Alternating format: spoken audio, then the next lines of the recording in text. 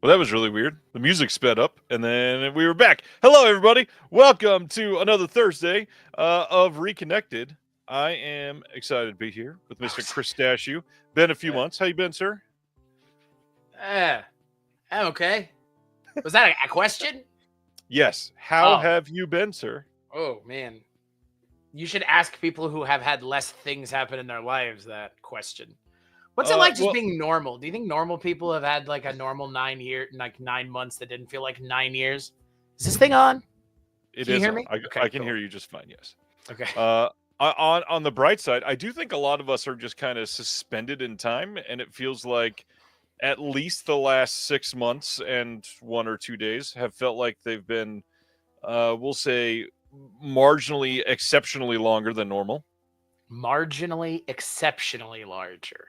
Yes, that was the best way to say that. I ran through 5 different workshops in my mind, and that's what I came up with.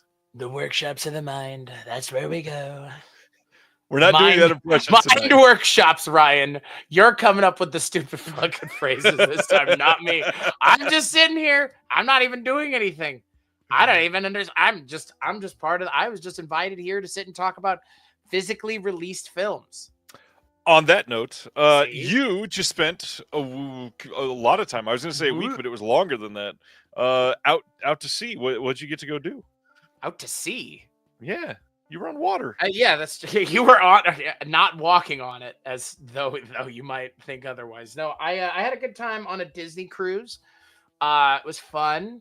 I hadn't been on a cruise since 2013. 2025 has been like the last month has been a pretty good year.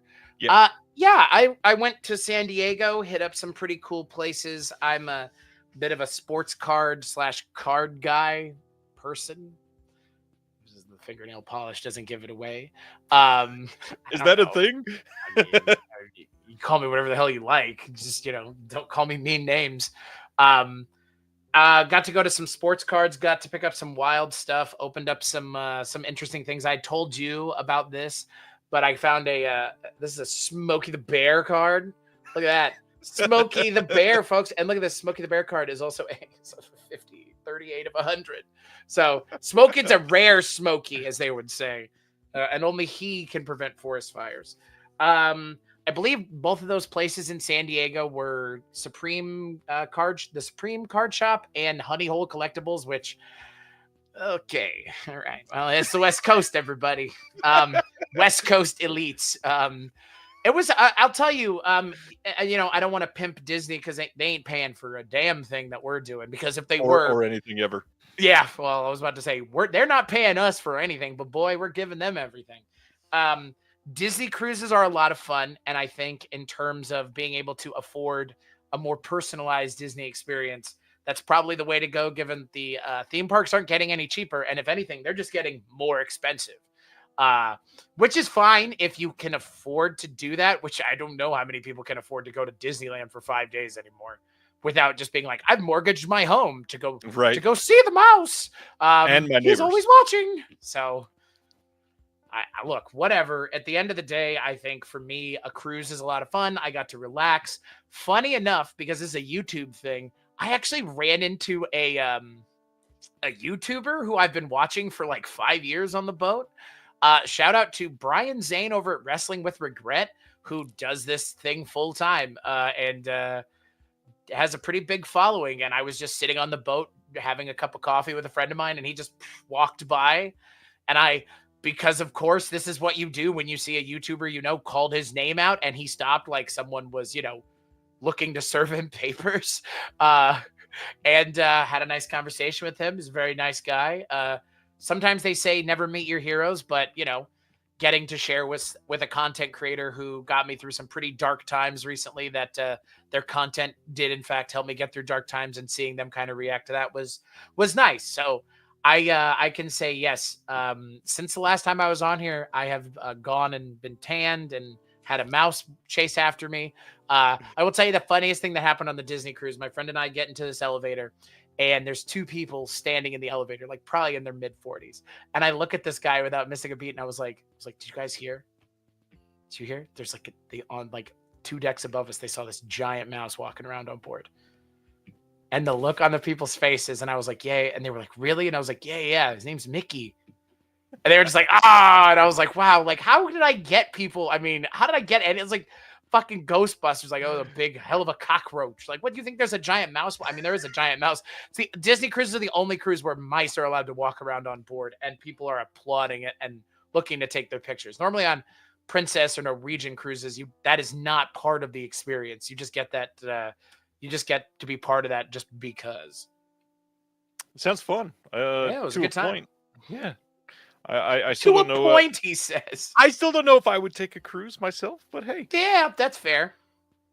Look at that. Spaghetti says Brian Zayn walked by and then proceeded to review WCW Great American Bash 97. Okay. So somebody else knows what I'm talking about. I actually have a picture. I got a picture with Brian. He was like, "You want my picture with me?" And I was like, "Yeah, I guess." Like, I kind of wanted to just sit and talk shop with you, but sure. Like, that was the weirdest part. It was like, I didn't honestly stand up and say hi to you because I wanted to get a picture with you. But yeah, I'm glad somebody knew who I was talking about. Thank you. It's been a crazy week over here. Super busy. You're leaving to go have a good time on your own. You're gonna go have a doing West a Disney Coast thing experience. myself. Yeah, West Coast experience. I'm taking the family to California for the first time. My kids have never been on a plane, never seen the ocean, never been to Disneyland. There's a couple other could probably do without. Yeah, I mean, yeah. There's going to be a few things that they've never done before, and this is the most what is the best way to say this? This is the most like cost-effective, frugal way to take a trip I could have ever imagined. The only reason we got to do this is because I had like 8-year-old Southwest Airlines vouchers that I got from a Google thing like 8 years ago. That paid for most of our flights. I got a super good deal on the rental car. A friend of a friend, Alex, who watches the show quite often, he got a friend to do a employee discount, which helped a little bit with the Disney stuff. And then my aunt and uncle are letting us stay with them. Just a little. Just at the end of the day, the mouse always gets his cheese. Oh, lots of cheese. Lots of cheese. You could buy a lot of cheese with that money. Or one really expensive wheel. So this is how many steaks you could cook inside of that wheel. I've seen what people do on TikTok with those giant wheels of cheese. You could open up your own restaurant and just cook pasta in it for people. Ryan Verrill's Roaming Pasta Mania. I think that name's probably taken. Yeah, I just checked. It is copyrighted by Hulk Hogan of all people. Shockingly. What's going on, Jeremy? Jeremy's here. That's pretty weird. Hey, he puts the long in Jeremy, that one. Over the last week, we put up a Criterion Closet video with Jeremy Long. Go check that out. That was a fun one. But yeah, been gearing up for this trip and working my tail off to get everything wrapped up so I don't have to do too much while I'm gone, even though I know I'm going to end up having to do certain things. Undoubtedly, it's kind of inevitable. I'm stoked for it. Pickups. I know that you don't do a lot of physical media stuff. Anything recently got in that you want to share other than a Smokey the Bear card? A singular Smokey the Bear card. Trying to think. No, because I was on vacation, I did not get a chance to pick up anything. However, I did get to watch the new Thunderbolts movie on the cruise, so I don't know what that counts for, if anything, other than having to dodge paying $20 for a ticket. I didn't know that was a thing that like, because the movie premiered the same night that you watched it, so I watched it at 10:45 on the boat in, I guess would be San Diego time. Yeah. So it was weird. I mean, there was even like a little David Harbour, like, hey, every Disney cruise people, like, okay. He's the pimp in that movie. He's pimping it real hard. I don't know. It'd be really weird if David Harbour just happened to be on the boat. I was half expecting him to just show up, like, to be perfectly honest with you. I didn't know we were, like, in San Diego, like an hour from the coast to San Diego. If David Harbour just showed up dressed as the Red Guardian, I kind of wouldn't put it past Disney at this point. Except he'd be as he is in the early part of the movie, so it'd be all ragged and stuff. Yeah. That's right. You saw it too. So there you go. I did. We'll talk about that in just a moment under recent watches. I do have two things here that I wanted to give a little shout out to that I knew was coming, but I didn't expect to be here this quickly. Shout out to my friend Philip Jeffries, who's in Canada. Quite a few of you may know his name. He was doing YouTube on and off. He did a really great visual essay last year on the music of Suspiria that was released by Imprint. And speaking of Imprint, Philip sent me 2 Imprint releases. This Convoy 4K box set that I did not get a chance to get. Never seen this one. I have dug all of the Sam Peckinpah stuff I've seen so far, so I'm super ready for this. But the one I'm more excited about... Good song. I've also never seen Priscilla, Queen of the Desert. And this will be my first time watch. 4K, nice lenticular cover on the box set here. It's a hard box release. Got a little booklet on the side. I think there's a poster in here. Very eager to see this. I am excited to see what everybody else thinks. If I remember right, I think Craig from Deaf Crocodile said it's one of his favorites. So super excited to see that soon. I like that one of the hobbies and things that you love are keeping words like lenticular alive, because nobody uses that word enough anymore. Lenticular. Oh, yeah, we're all right. Lenticular. It almost died in the 90s. Yeah, it did. So recent watches, Thunderbolts. What do you think of it? So everybody knows at this point what the actual title of the movie is, which is weird to me that they spoiled it. I think when I saw it, I assumed that that's what it was going to be, just based on the kind of caginess surrounding the advertising for the movie. Yeah. To speak to the caginess of the advertising for the movie was weird. Disney / Marvel / any of those big kind of production houses now, like, they really can't help themselves in spoiling big things. Like, there's one big thing that they have in the movie, and like, if you know anything about the rest of the movies coming this summer, you know what you're like, you know what they're going to be giving you, essentially. All that to say, they didn't pull a Red Hulk and ruin the big twist of the movie. Not that there really is one, but there are some smaller twists, I think. I enjoyed it. I think it's been received rather well. I think in terms of the last 3 Marvel movies that came before it, it's the best of the 3. And look, I think my only big complaint, and I think this is the thing that when you and I talked earlier in the week, this is what we kind of circled back to, was we know that they're hitting like a big reset button in like 2 years. Why not just go? They still aren't going for it enough. And that's always been a complaint that I've had with Marvel, is you're going to hire genre filmmakers and not let genre filmmakers do their thing. You're going to kind of always kneecap them. Like you get 2/3 of the way there and you're like, all right, well, you got good enough. But like, modern common audiences can't take a real Marvel horror movie. Like, come on, right. Really? Like, I find that sentiment hard to believe in 2025.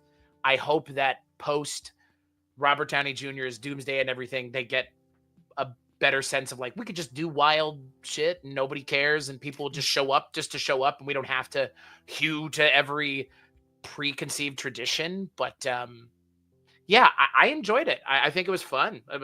And Florence Pugh's great, obviously. That's, she was the reason I watched it, because she's just Midsummer. I mean, she's great. Like, I'm gonna show up for Florence Pugh. Like, hello, darling, or whatever the hell that movie. I watched it only because she was in it. Like, trust me, there's not much reason else to watch it. So, I mean, Olivia Wilde isn't bad.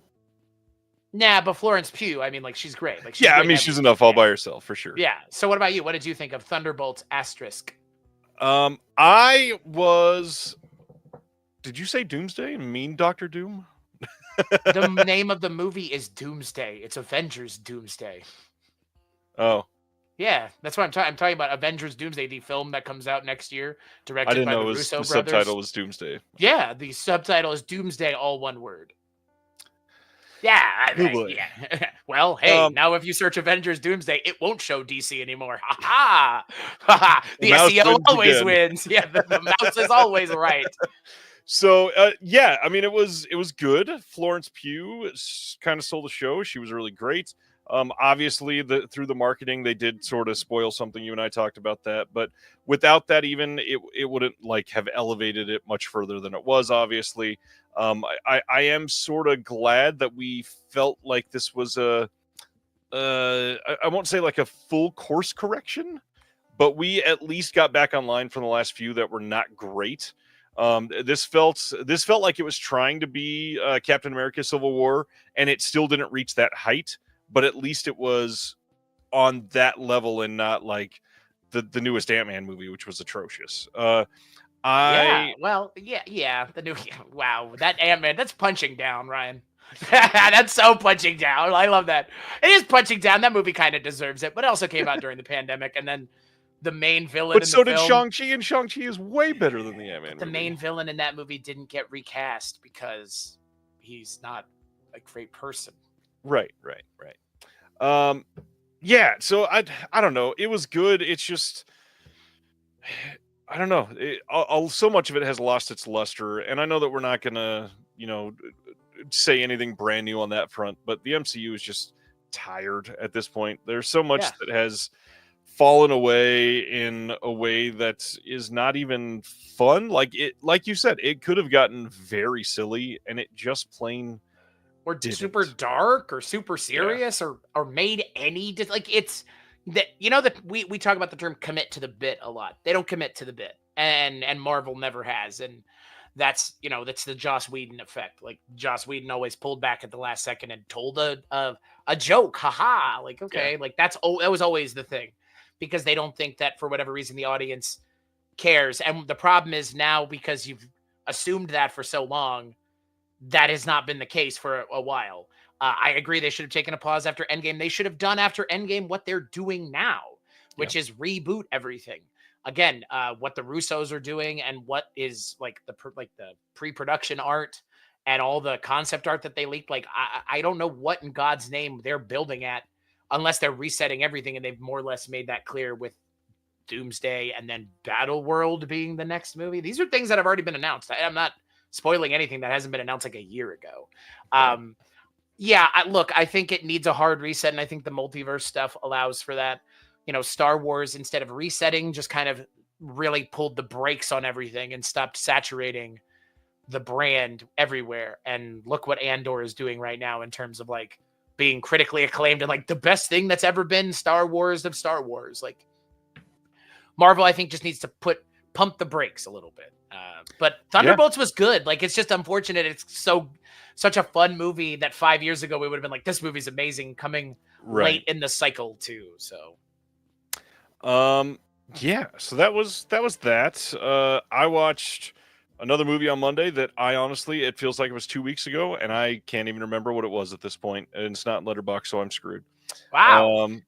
I was gonna say I've actually been watching a fair amount of things. I watched Macbeth with David Tennant, which was really good. I've heard it was great. Yeah, it's very minimalist, very fun. If you're into Macbeth, which look, if you don't know the source material and the source text, probably just read about it before you watch something like this, because they're not doing any. Yeah, again, there ain't no hand holding here. Like they just go. I'm a huge fan of stage on screen, especially when it's something done like this with like an intention to be filmed and then put out for people to see. So, and I love David Tennant as a Doctor Who fan. Oh, by the way, Comic-Con Museum in San Diego is a thing, and they have a Doctor Who exhibit. So museum, Comic-Con Museum, right? I didn't know it was a thing either. Right? Yeah, it's not where it needs to be yet. They don't have enough like funds. So if you want to go and donate to help them or go visit, if you live in San Diego, it's in Balboa Park. But right now they have the opening of the Doctor Who exhibit in San Diego. And they have all the suits of the doctors and a bunch of the props and stuff. But that's, I mean, anytime David Tennant's in anything, I just like go watch it because of him, because of Doctor Who. So he's made some interesting choices over the last decade. I've liked a lot of his like swerves that he's done. Jessica Jones, David Tennant's just, he's a good actor. I mean, he's a good actor. You know, he was I think it was a Netflix distributed movie here. That movie, His House, I believe it was. He was the like the landlord. Interesting. I think it was a couple of immigrants coming over from Africa, and they lost a child on the journey. And David Tennant was the one that was like the landlord overlooking this like street of essentially immigrant housing that they were living in because they were forced to, and then it had to go into like a dark turn that got into some mysticism. It was pretty great. Yeah. Broadchurch. I don't know if you've seen Broadchurch or not. Seen some of it, yeah. Yeah, Fright Night, also another good one. That Fright Night movie is that that Fright Night reboot was so much better than it has any right to be. It's Colin Farrell. It's going to be good. And Anton Yelchin. God. Yeah. And David Tennant and Toni Collette. Yeah, it's a hell of a cast. I know. What a god. Good God. Yeah. Yeah. No, yeah. Anything David Tennant, check it out. But if you're into Shakespeare and stuff like that, definitely track down some David Tennant as Macbeth, because he did Hamlet a couple years ago, which was also pretty great. You finally watched Naked Lunch that I still haven't seen before? I did. It was fun. Very Fear and Loathing in Las Vegas. So very much the making of the text. So I for anybody who is on the fence about seeing it, if you're a David Cronenberg fan or if you're a William S. Burroughs fan and you haven't gotten around to watching it, now check it out. Check it out now. It's definitely something where it's not for everybody, but if you're a Burroughs fan or a Cronenberg fan and you've been waiting to watch it, check it out. I think it's one worth reappraising. And definitely if you're a creative type, it also speaks to the yearning to create and the need to create. And hey, Naked Lunch has one of the funniest uses of the term Steely Dan. That's where the band's name comes from. Which, if you don't know what it's about, just go look it up. I'm not going to tell you on this stream. This stream's not that kind of stream, folks. Sometimes. Sometimes it could be. Oh yeah, I guess fair. I mean, again, I got all the flags back there, so they're just. Again, they're off to the side. Any other recent watches? Trying to think. Oh, yeah. The other thing I watched in the Disney cruise, and the Thunderbolts redeemed the watching experience. Snow White 2025. Well, we're going to talk about that tonight as an announcement. You want to save it till then? Do we have to? Do we have to talk about it at all? I will say this is the first time in a long time that I've posted an announcement and seen like full-blown brawls in the comment section on pretty much every social media. Like shout out Dustin Putman, who's in the chat tonight. The other day he got told in response to what he said about Snow White, I don't remember what the first comment was, and then somebody at the end said, "Go eat a salad." On a Facebook comment. Not sure what that means. Not sure where that came from. Wow. Okay. That's very aggressive. Yeah. That's mad aggressive, as they would say. They would say that? Who's they? I guess they might say that. I don't know who they are in this scenario. That's fair. Wow. Okay. I guess the only other thing I watched was when I was in San Diego, I watched some episodes of The Simpsons, which is always fun. And I rewatched Happy Gilmore because I know that the sequel is coming out soon. Still, I think the second best thing Richard Keel's ever been in. I think he has the best lines in that movie. Oh, good. You can count on me waiting for you in the parking lot. That was not what I expected you to say there. Oh, it's one of my favorite lines in the whole anything that Richard Keel does in Happy Gilmore is great. I like I think that's up there for my Adam Sandler like favorite things. That and Little Nicky and Waterboy are kind of the holy like trio, and then he shows up in a lot of stuff. Cannot get into Little Nicky. Never been able to. I love it. It's so good. It's such a weird movie. It's such a specific thing. Like, and I get it. Like, part of it is, my name's Nicky. Like, I get that part of it is the fucking stupid voice and face that he does. Is just, it's annoying. But I don't know. Adam Sandler, he elevates everything that he's in, at least as for a certain time and place. At least for I think a lot of us. You and I did The Wedding Singer very early on in our friendship. I'm definitely a big fan of those 90s Adam Sandler movies. So that's always Happy Gilmore is something I saw a lot. It's an easy rewatch. Now, am I excited for the sequel? I have no idea because it's like 30 years later. Like, why? Although Chris has gone on and on about how much he loves Bulletproof, so that's nice. Oh God, what? I've never even seen that movie. Is that the one? Is that an Adam Sandler? Is that the one with Damon Wayans? Damon Wayans, yeah. Why? That's such a bad movie. Somebody was just like, Chat GPT, give me fake movies Give me movies that So sound bad. fake in retrospect. Oh man. Bulletproof, So a buddy cop film starring Damon Wayans and Adam Sandler. You know he's been acting too long when that was a thing. We've come full circle. God. Same guy who did Hubie's Halloween. that's not a bad movie. No, it's not. I'm just saying it's the same guy who did Hubie's Halloween. Same guy who did Hotel Transylvania. 1, 2, and 3. Maybe not 4, though. I think he's done all of them because they are major cash cows. Yeah, well, but I also think at this point, I think someone else does the voice now. I think is I don't think so, but I may No. be wrong. I don't know. I mean, if Adam Sandler gets to show up in sandals and shorts, Yeah, I mean, he probably did it from home. Let's be honest. yeah, happy to be happy, or whatever the fuck he does. Didn't even have to wear those. Yeah, that's the crazy thing. Again, Adam Sandler. Take him with take him now with a grain of salt, but back in the day, that guy could not make a bad comedy. He couldn't. He had like hit after hit after hit for like a decade. Well, speaking of hot takes, tonight we are doing a live episode of Film Foundations after this. That is our discussion. We've done this the last few times Chris has been on here. And tonight is going to be a very interesting one because we are doing the one and only oeuvre of Arnold Schwarzenegger. Oeuvre. Wow. Big words from a big man. He's 6'7", 5, 4, 3, 2, 1. Arnie or me? Yes.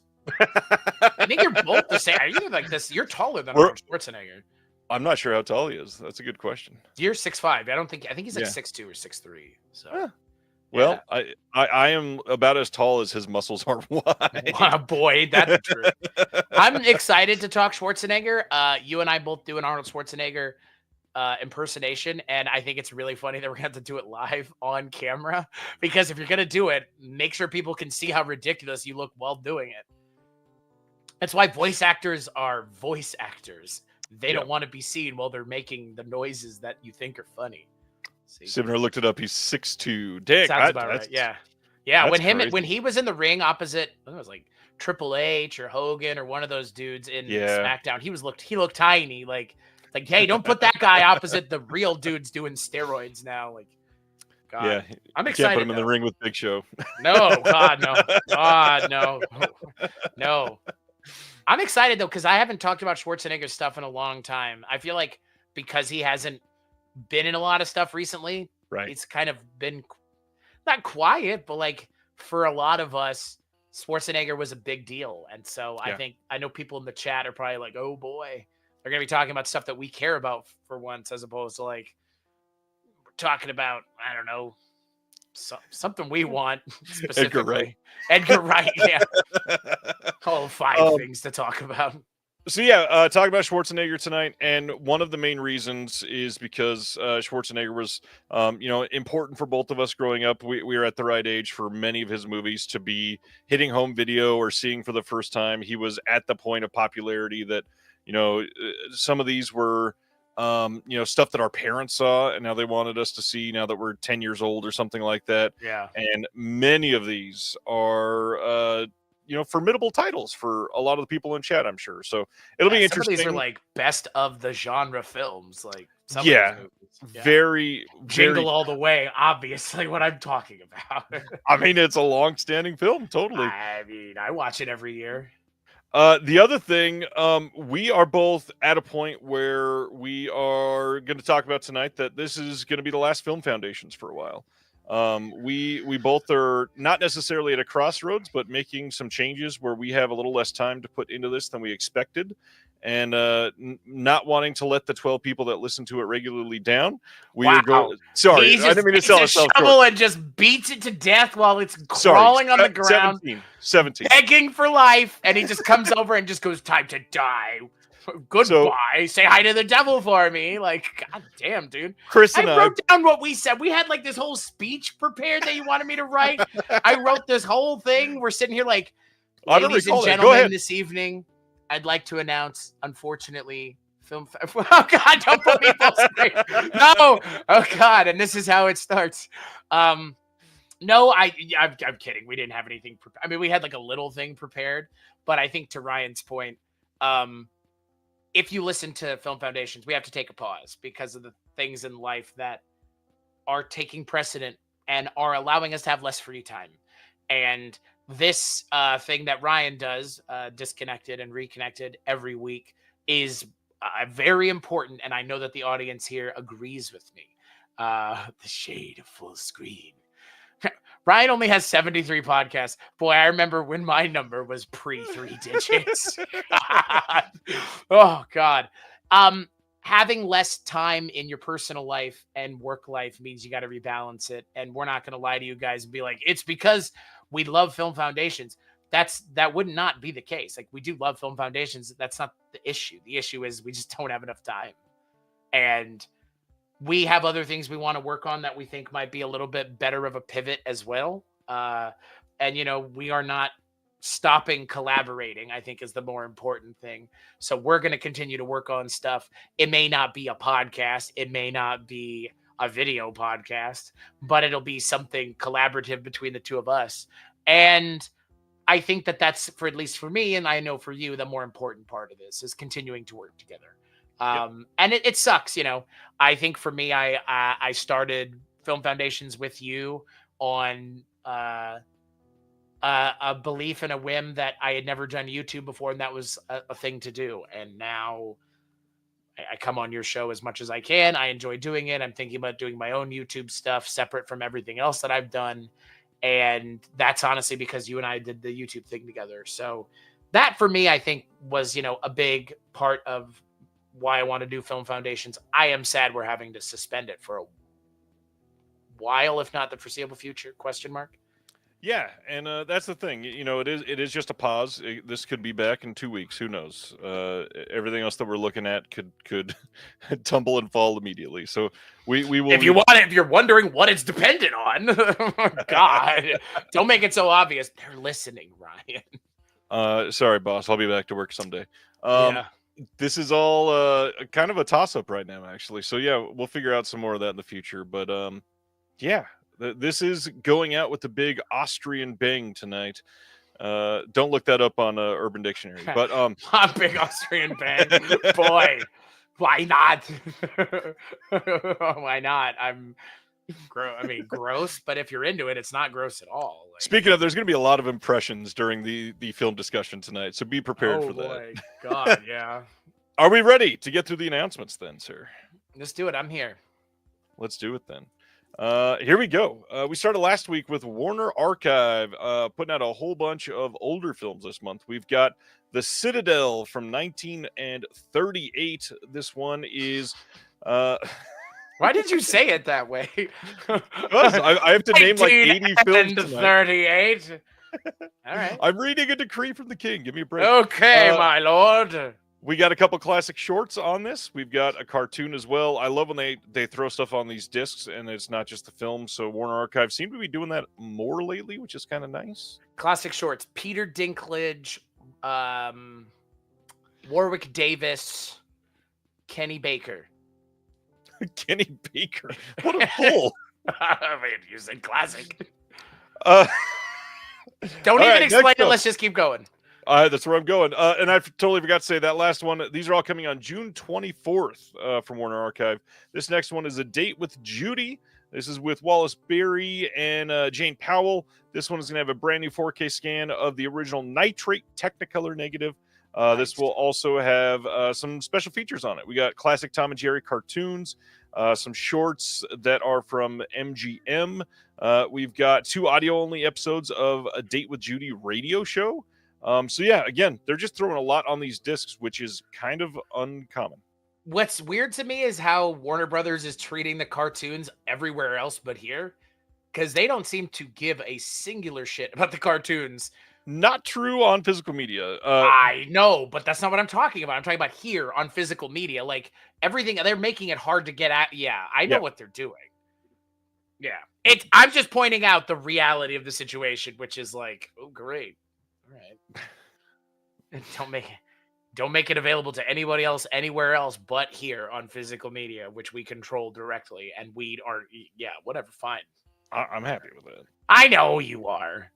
Well, it should be available on streaming too. I'm not going to take that away. I know it should be. How else are people going to see it? Next one is The Enchanted Cottage from 1945. This is with Dorothy McGuire and Robert Young. Another one I have not seen, but 4K scans of the original nitrate negative again. And on this one, there's an audio-only Lux Radio Theater broadcast and then General Electric Theater. These are from 1945 and 1953. Also things that are likely not going to be archived many other places for the foreseeable future. So that's really damn cool. I like the artwork. Yeah. Classic posters on these look great. Next is Executive Suite from 1954. Same date, June 24th. This is with William Holden, Barbara Stanwyck, a couple bigger names in this one. Of course, this is going to have some special features as well. We got a feature commentary by Oliver Stone on this one. Tom and Jerry cartoon Hiccup Pup, and then Pete Smith's specialty, Do Someone a Favor, adding all kinds of stuff to these discs that I was not really expecting at all. Gotta be honest. I love that. I'm a Tom and Jerry stan from way back in the day. Tom and Jerry are my boys, so Good more stuff. Tom and Jerry, the better, baby. I don't think we've talked about it. Did you see the Tom and Jerry movie with Chloe Grace Moretz and Michael Pena from like 4 years ago? Yeah, it is so much better than it should have been. Yeah, I mean, have you seen that first Smurfs movie? I kind of feel the same way about that first Smurfs movie. Yeah, It's kind of not terrible. Yeah, and then they went downhill in those sequels. So I'm glad they didn't do another Tom and Jerry. Next up is Robert Mitchum. I like Roger more though. His Kind of Woman from 1951.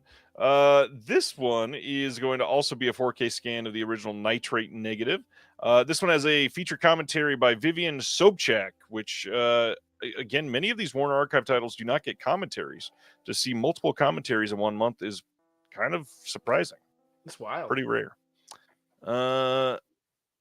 Good for Warner, by the way. Like, yeah. I mean, again, like, I perceive Warner very poorly everywhere else but on their physical media because they don't care. Like, they take so much stuff off of streaming. Like, I don't get it. Like, guys, you're gonna, or gals, or non-binary pals, like whoever is in charge over there at HBO Max. I don't want to make any presumptuous statements, but I get the physical media part, but like there are people that will not buy physical media and you can't withhold this stuff because they want to watch it too. Like it's wild to me. It's because they're taking it all off of streaming, by the way. Like and not putting it anywhere else. Like no. For some other titles, they're taking it off and licensing out. They're not doing anything with it, which is awful. Yeah, it's weird. It's weird. I mean, hey, it's HBO and it's Warner Brothers and it's Discovery and it's all of that weird mix for you. So yeah.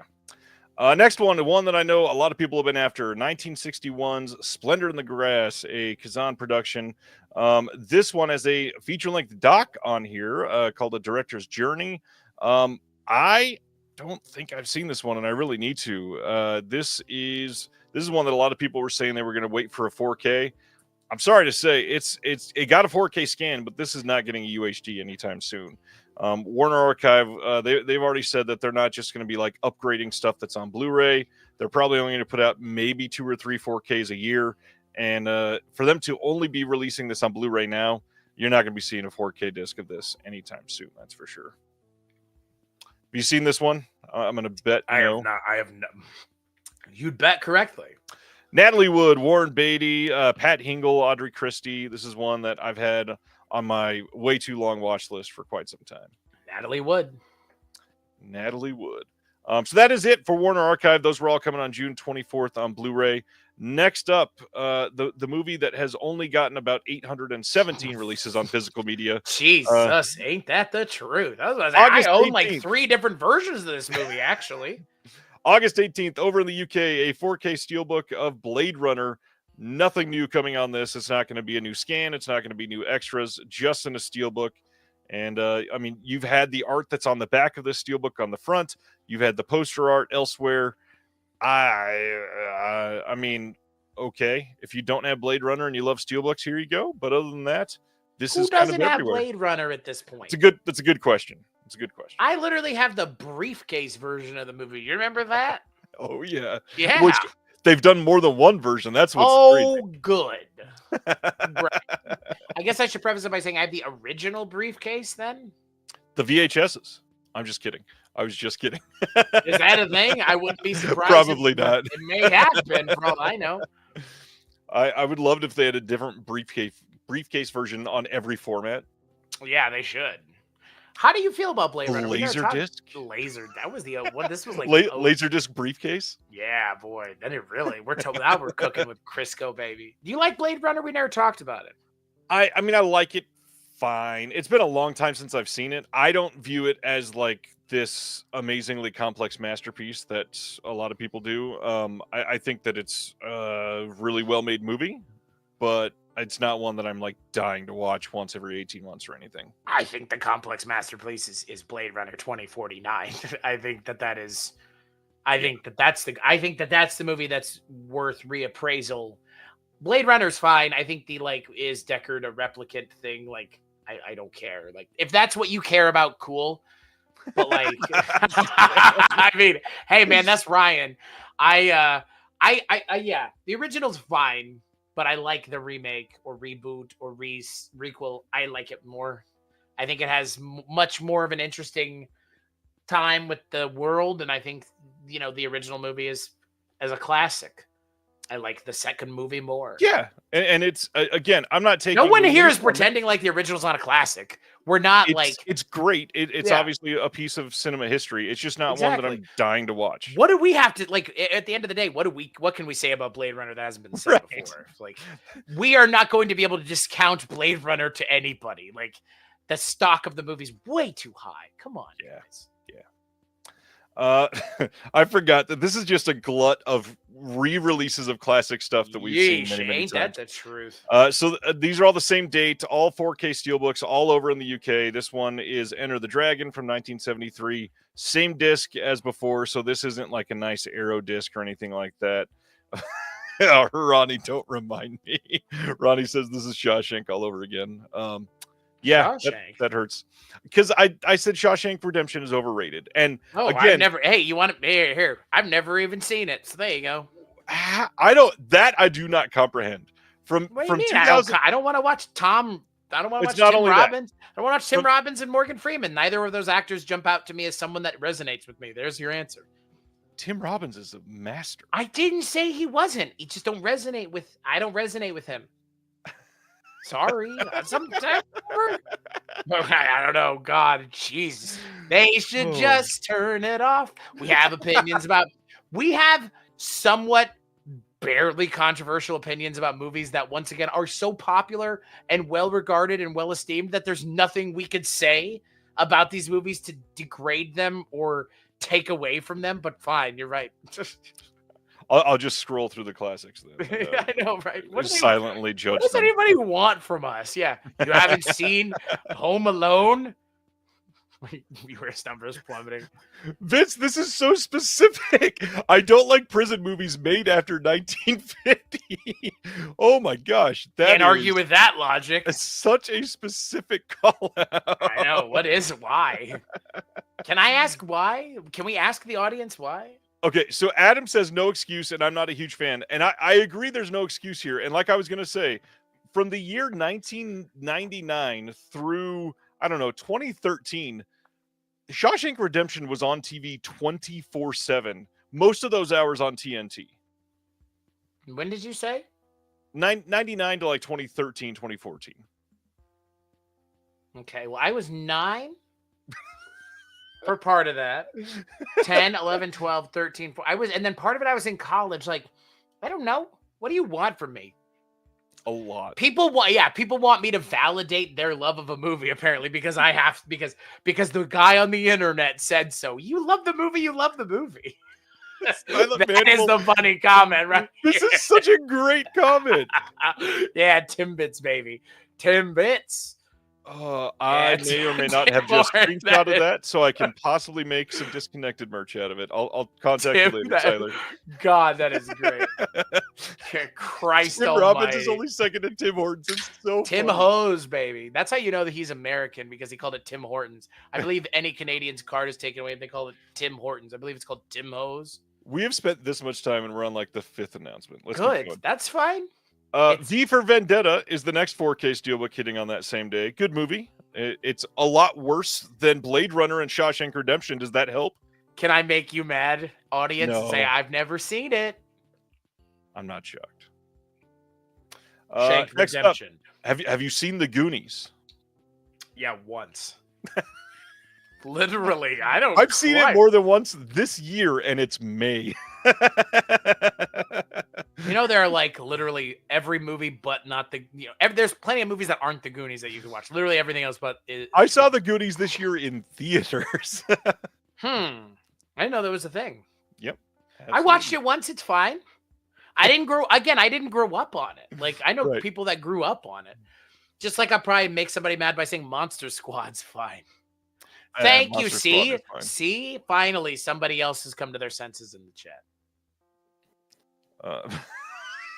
Jesus, well, you are on a roll tonight. Silent Mandible, you need your own show. Goonin' Friends, Goonin' Rangers, Goonies. Oh man, that movie made now would have such a different meaning. Anyways, yeah, but they'd be looking for things in caves though. They'd be spelunking. You know what I mean? Oh my god, it's so. Oh, they were looking. I'm just amazed you have not said the term "one-eyed Willie." Again, I've seen the movie once. Oh, that's true. That's true. Okay. Yeah. Sloth love chunk, right? Isn't that the line? I don't know. I haven't seen it once. 4K Steelbook of the Goonies coming out later. Hey, that's Thanos that's in that movie. Isn't that fucking weird? August 18th. That's not Thanos. That's the guy from No Country for Old Men. Fair. Also fair. Next up, Kino Lorber announced that coming soon is America 3000 from 1986, a movie that I had never heard of. And good Lord, when I saw this poster, did I go, what the hell is this? Yeah. Kino Lorber, they're known for putting out literally anything, including basically Bigfoot and Friends. Go to the medieval festival. I don't know what this is. Oh man. I'm not sure. Nuke Adventure. Anybody love America 3000? We won't be around to see it, thank God. I know this has some fans. Hell yeah. Coming soon on 4K from Kino is The Phantom. Billy Zane's The Phantom. We don't have release date. Billy Zane's The Phantom. Imagine if that had been the way it was built. People might have actually gone and seen it. This movie is probably going to look really great on 4K. Not a stupendously written film. Really great cast, though. Yeah. Billy Zane, Catherine Zeta-Jones, Christy Swanson, Treat freaking Williams, James Remar. This will at least be fun. I love these movies. I mean, you know what movie this also pairs well with? The Shadow. They're both in that same like pulp vein. Yeah, well, yeah. Yeah, both fall way short to Dick Tracy. Well, I do see. I didn't mention Dick Tracy. You did. I'm not going to mention The Phantom and watch Dick Tracy together, and you'll realize very quickly which one is better. Let's keep going. May 26th, Blu-ray in the UK from Shameless. We are getting Lucio Fulci's Contraband. This is the same one that was released by Cauldron fairly recently. And this one is going to have some interesting new things. We got a new interview with the star Fabio Testi that's on this. New visual essay by the one and only Stephen Thrower that is going to be speaking on this movie. Everything else we've seen on the other releases. But Contraband, pretty good movie. I have never seen.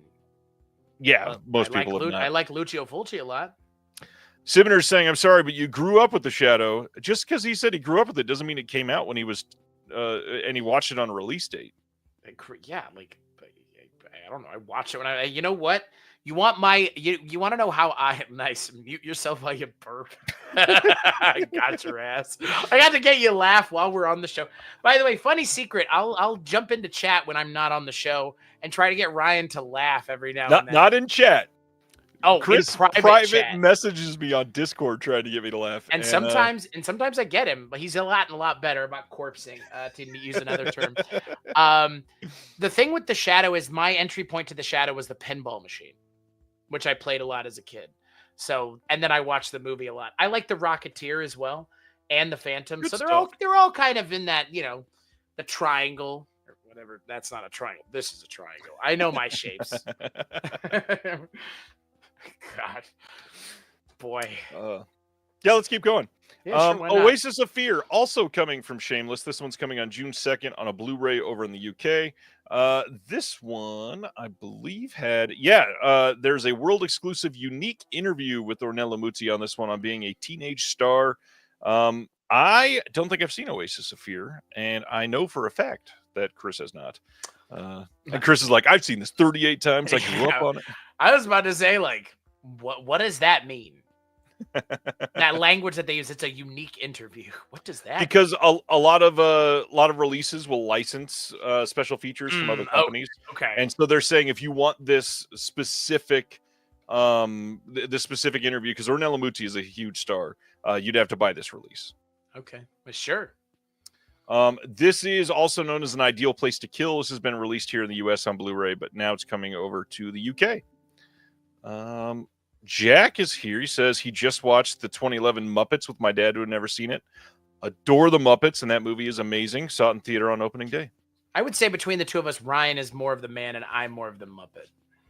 Yeah, that is quite true. Then I think Dodson's the Muppety man. The East Coast elite, Will Dodson. Oh Muppety my God. Man. That was a perfect shout. You're welcome. Perfect shout. Where's he at, huh? What's he up to right now? He's probably writing for me. Got him.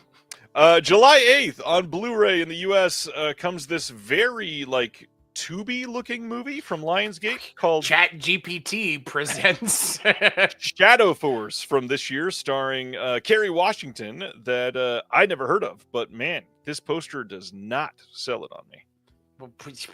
Why not? Chris just ordered Oasis of Fear about an hour ago. Nice. This opened in theaters tonight. Whoa, this movie did? Ryan, why are we not watching it in theaters? I gotta be honest, I'm kind of impressed that this went to a theater. This doesn't even feel like a theater movie. In Shadow Force, Kaya and Isaac. What? God, no. Yeah, like one man, one woman. Man, one man, one way. The name of the movie is bad. Yeah, it's awful. Bad. And also the name of the movie is bad. Just look at the tagline with it, family over everything. Also, the name of the movie is bad. Okay, I didn't even read this closely the first time.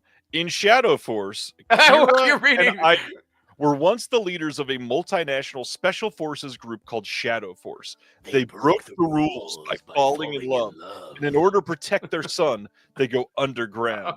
With a large bounty on their heads and the vengeful Shadow Force hot on their trail, one family's fight becomes an all-out war. I like the comment. So cheap, like a C movie. Family over everything. Craig says they've never met my family. Family over every. I mean, and Sibner says if Mr. and Mrs. Smith, but they have kids that already exist. It's Spy Kids. That's also Mr. and Mrs. Smith, the TV show with Dong Lover. Yeah, you say Dong Lover? Yeah, that was his. That when Community was starting. That was Donald Glover's nickname was Dong Lover. Oh, right, Don Glover. Yeah. Right. Brendan says I've seen this. It's a masterpiece. Just kidding. Yeah, I mean, maybe you have. Maybe you made the movie. Speaking of masterpieces, this is actually pretty close. July 22nd, Kino is putting out a 4K of Danger Diabolic from 1968. This is a Mario Bava directed spy pulp thriller that is really impressive. Love this movie. The only thing it's rough, no new extras on this disc. I kind of wish they did something because this has gotten some handful of releases over the last 5 or 6 years, and this deserves something new. Although there are multiple commentaries on here, I wish they would have done just a little bit more. I like the art. If the movie looks half as good as the art, I'll check it out. You would like this movie, genuinely. I don't like most movies, though. According to your audience, I don't like most movies. You think you can throw tomatoes at me? I'll throw it back at you. I'm just Chris, kidding. I agree with you. Chris says, sounds terrible, but I'm all for non-IP movies hitting theaters. Everything should hit theaters. I'm for it. Yeah. And if it hits the theaters and drags itself across the ground, there's nothing left. That's on it. I was just saying in 2025, it's surprising that Lionsgate movie Shadow Force is getting a theatrical release. Oh, now it's Lionsgate's fault. All right. It is. It's well, not really. Honestly, it kind of all comes back to the mouse. It's more surprising that Disney is allowing it to have a theatrical release by how they push everything else out. Anyways. Oh, right. They own Lionsgate now, right? Don't they? No, I'm not saying they own Lionsgate. I'm saying, which I don't think they do, but I'm saying, don't they? I don't think so. They own Fox. Is probably what you're thinking. Oh yeah. They have requirements for how long their movies have. Right, to be in theater, right. And it pushes everybody else out. Yeah. Hashtag New Avengers. Asterisk. Asterisk. Next. This is the next Kino Cult title coming on July 22nd in a Blu-ray. This is going to be number 33 in the Kino Cult line, and it is a Nudie Cutie triple feature from 1962 to 1964. It has Mr. Peter's Pets, it has Everybody Loves It, and it has 50,000 BC, and Chris has 19 comments. Ready, go.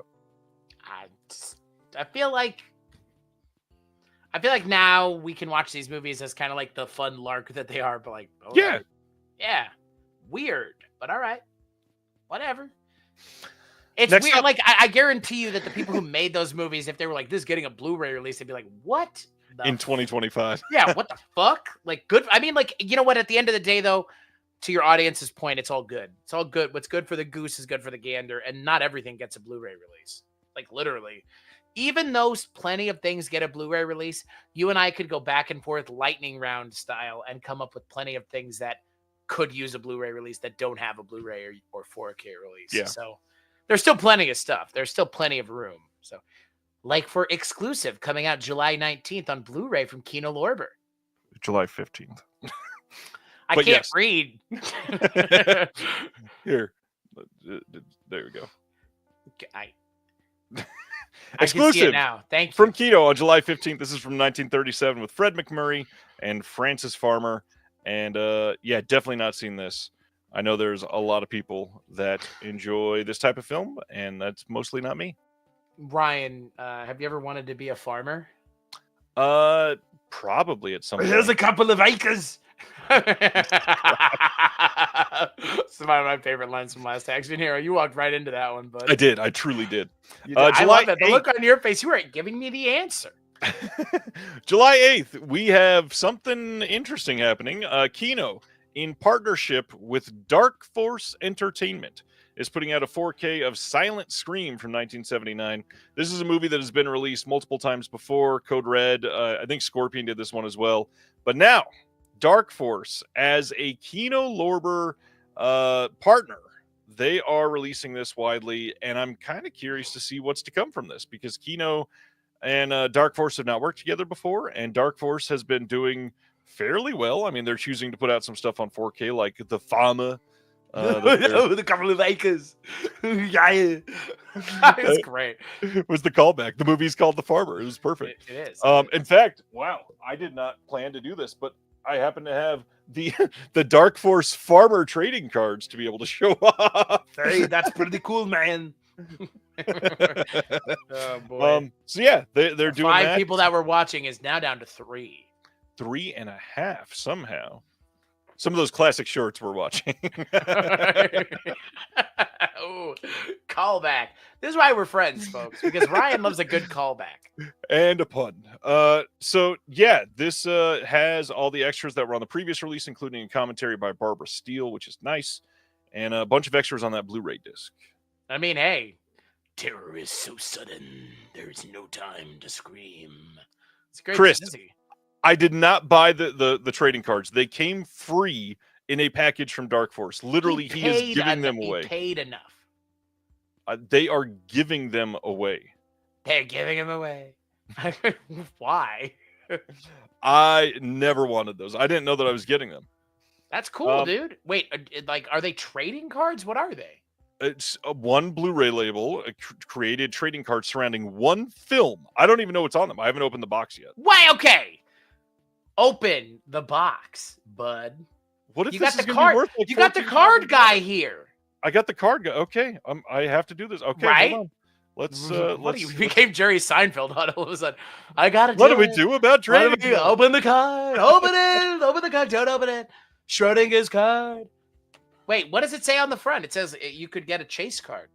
Look for randomly inserted chase cards. No Okay, way. should we see how much it is before you? Oh, you already opened it. I already I'm opened just it. kidding. I'm just kidding. It's And funnier then, that way. The box is labeled as 95 on the back. Oh, it has Sharpie on it. Oh my gosh. Hell So- yeah! Is it really? Is it over the top? Oh my gosh. Oh, are there packs? There are packs, but the top folds out to look like the Farmer Extended. Hell That's great. yeah. Okay, okay. How many packs are there? Jesus. Okay, obviously I don't care about these much. So many.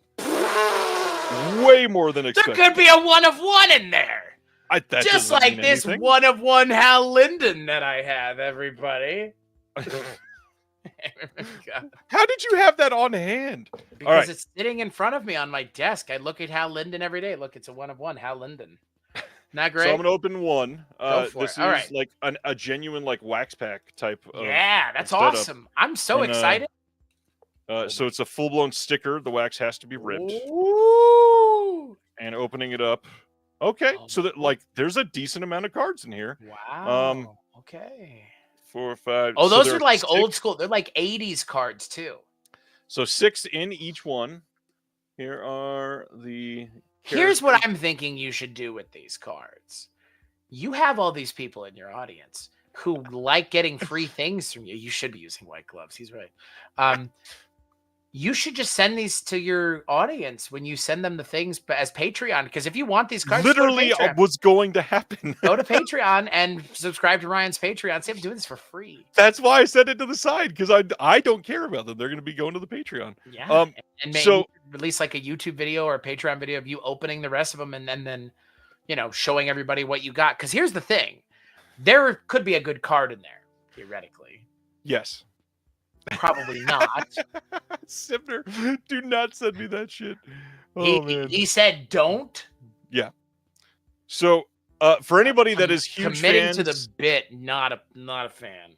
whoever is a huge fan of Code Red, you can tell from this card that the back of the cards have artwork on them that they look like they make a larger image. They do. And this one is clearly the mouth of Banana Man, who used to be the owner of Code Red. So yeah, these will be going out as a part of the Patreon stuff. Thanks for spoiling it, Chris. You're welcome, Ryan.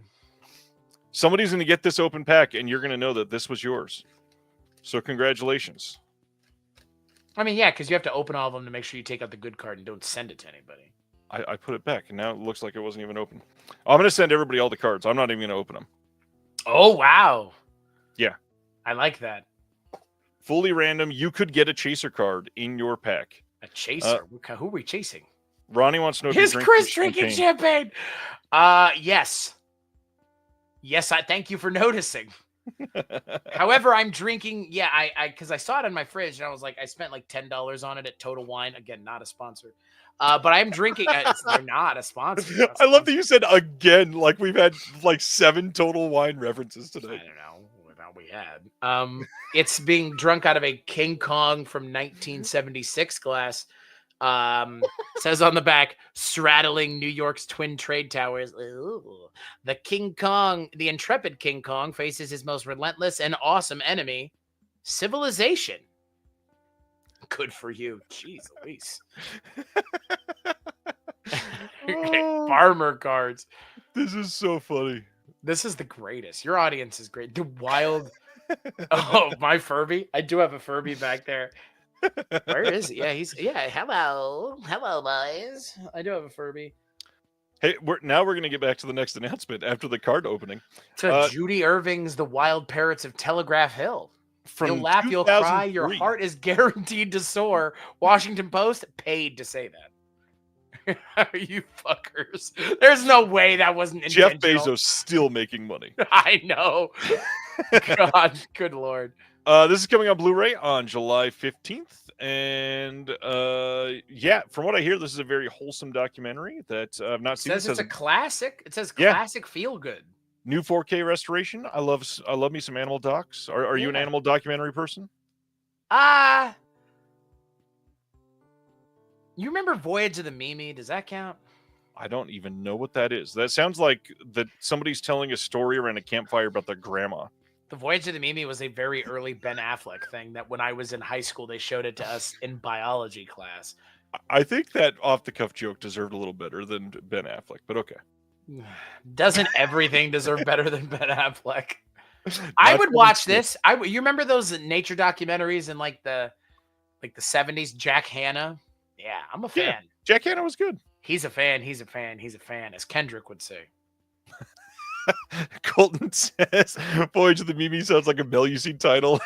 Go look it up and watch it. It's probably on YouTube in its entirety. But I had to watch it when I was in like grade school, and it had Ben Affleck in it. And it was like you had to watch it. Yeah, it was like part of curriculum. We made like Nebraska's weird. Oh wait, you weren't in Nebraska then. Texas. It's even worse. Wow, besmirch the good name of Nebraska. Why don't you?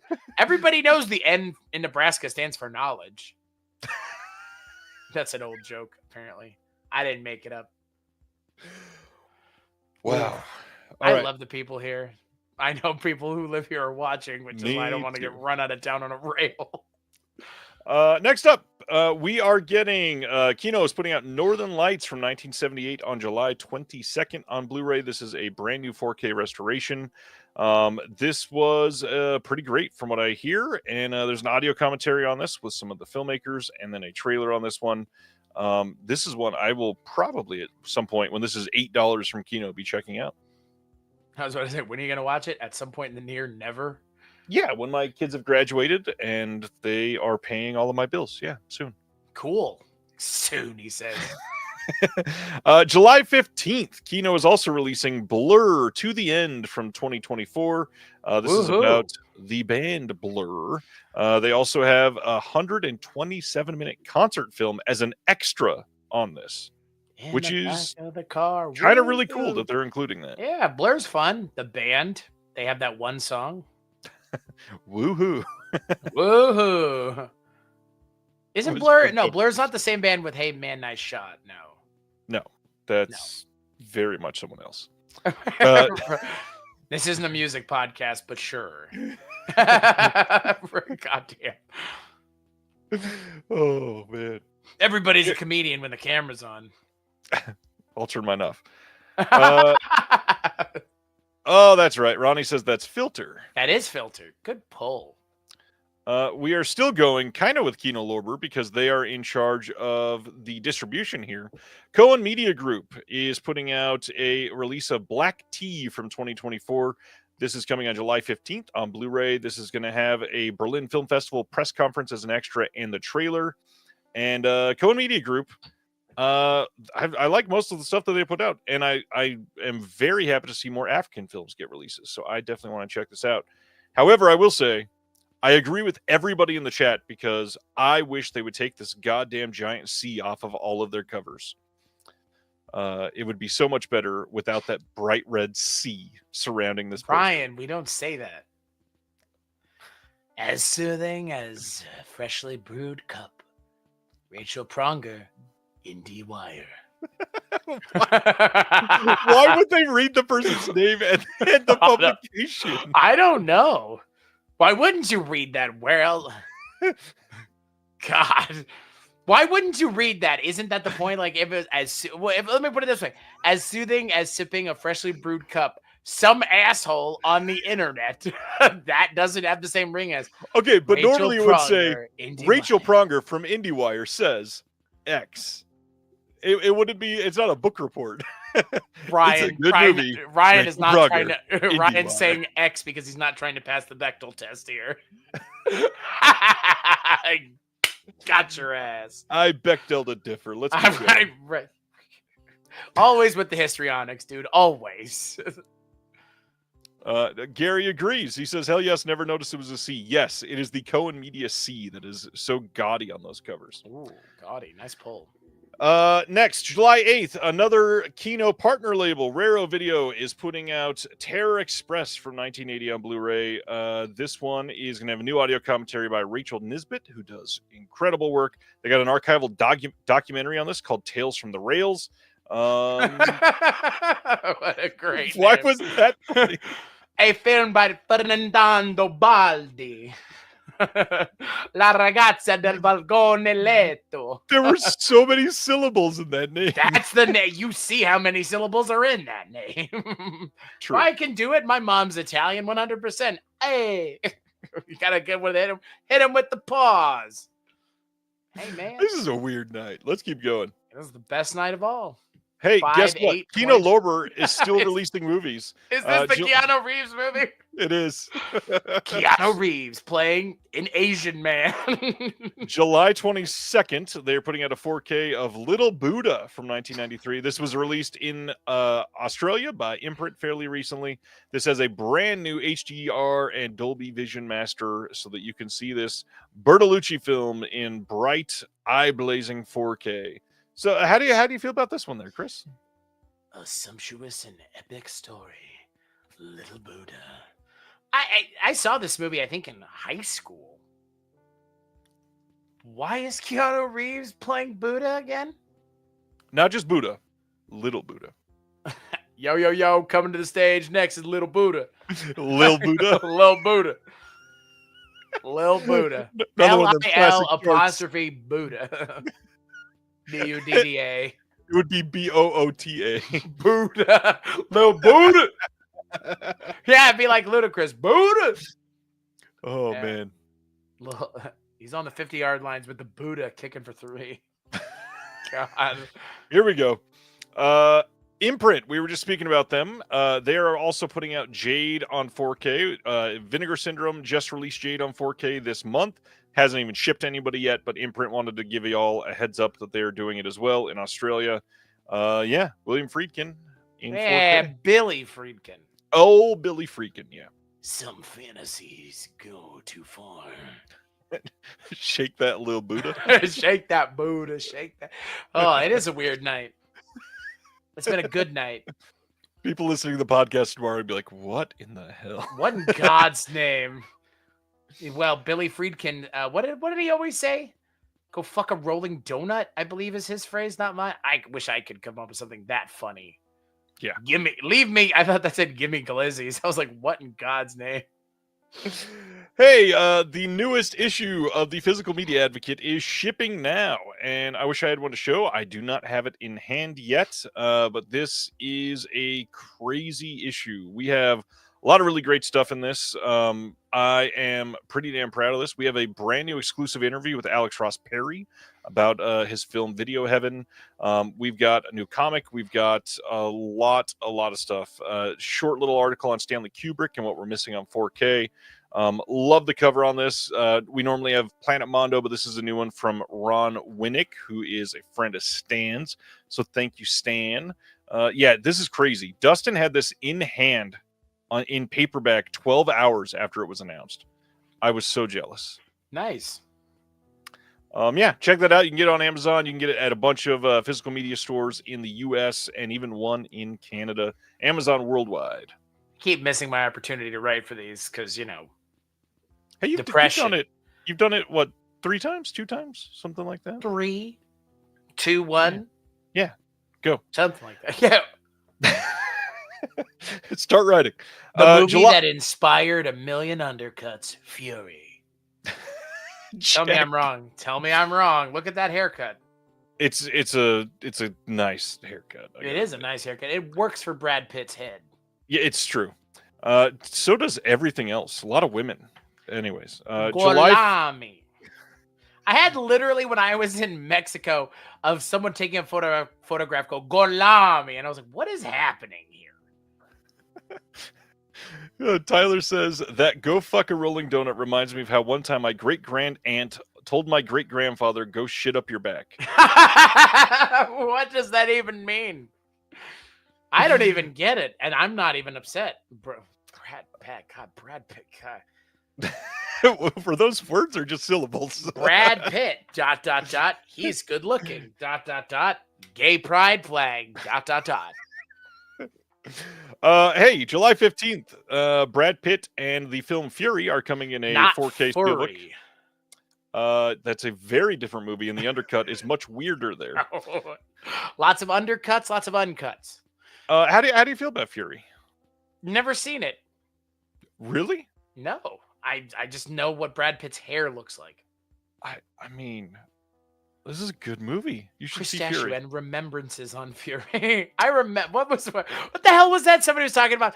I wrote the script based on my remembrances of the movie. What do you want? Drugs? And yes, what kind? I should watch it. I mean, it's a tank movie, right? Not a lot of those. No, and it's a very well done tank movie, truly. And it includes Shia LaBeouf. Yeah, and John Bernthal. It is a movie that I think you would love. Two people whose names were kicked around as possible topics for tonight's Film Foundations episode. Literally. Siviner says, you're really shocked by Fury. I'm really shocked because Chris has seen a lot of the last 15 years worth of movies. Yeah, dude, it's almost like I've been doing a movie podcast for a decade now. I don't know if you guys know this, but I only started watching movies when I did the podcast. That's how that works, right? What if that was how it worked? Boy, that would be wild, wouldn't it? It's not how it works, though. I can tell you, as someone who has 696 episodes of a movie podcast, if that were the way it worked, I can't watch movies the same way as I used to 10 years ago, but I've been watching movies since as long as I can remember. Yeah. Just not Fury. Fury is really great. Everybody should watch it. This is coming in a 4K Steelbook, and it is coming on July 15th. Next. Kurosawa's Ron is getting another UK release from Studio Canal. Great film. You've seen this one. Nice. Yeah, I covered it on my show. Do your research, dude. There's Google. You could do that. This is coming in a fancy 4K box set release with new writing, and it looks really nice. Not going to be a new scan of the film. I know some people were not excited about the way that it looked last time, but I know this is a lot of people's literally their favorite Kurosawa. And this looks to be probably the best release this is going to get, because Lionsgate had the first Steelbook that came out over here a couple years ago. That was 4K. It stands nothing up against this release. So if this is your favorite, you might want to seek it out. And the best thing, this is available on Diabolic and Orbit and some of the other normal U.S. retailers. It's my favorite Kurosawa film. It's a good one. Good. It's a great one. Good. August, that says 5th, right? Yes, August 5th, Paramount releasing Sunset Boulevard on 4K.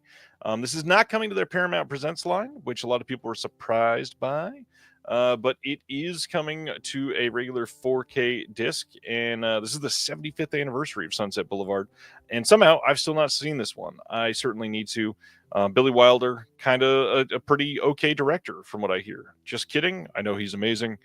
Eager to see this one. I definitely need to see it. Never seen it. Never seen it. Then you know what? I'm glad that you haven't seen it, because that means me not having seen it is less of an issue, apparently. No, they're probably going to make fun of me. Yeah, they right. They for as much as they love you, they'll turn on you in an instant. Yep. Paramount again releasing a 4K of Better Off Dead on August 5th. Certainly do not love this poster art. I think this was similar to the DVD poster art. I wish they would have just used the original art, but yeah. I like this one. Have you seen this one? No. Never seen it. I one of my favorite movies is a John Cusack film, High Fidelity. I was about to say, are you a Cusack guy? I'm a High Fidelity guy. I'm a High Fidelity girly, as my girlfriend would say. Whatever. Gender stereotypes and norms don't bother me. I don't mind John Cusack. I know plenty of people that hate him, because he's kind of comes off as smug and smarmy all the time. I like John Cusack a lot. I've never seen this, but I've seen a lot of his other stuff. I've even seen Cell, which yeesh. Whoa. I like the book, but the movie just yikes. It's not his best movie, but not that one. I was going to say what? It's not his best movie, but I truly like Identity quite a bit. It was the first one that was like, this was all in his head the whole time type of movies. And spoilers.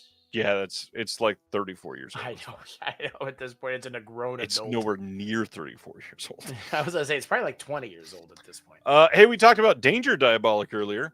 July 29th, Kino Lorber also releasing the Modern Diabolic trilogy from 2020 to 2023. These are 3 films that are not very easy to get in the US. I believe the first 2 were subtitled in English and the third one was not. And this is probably why, because they were coming from Kino.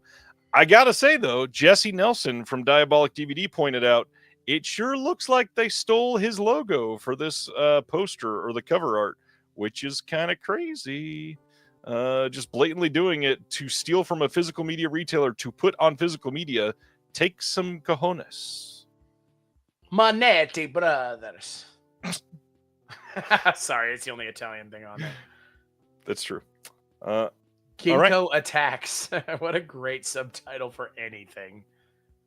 Oh, he stole it first. Wow. Coming in early July, TerraVision releasing Invader from 2024.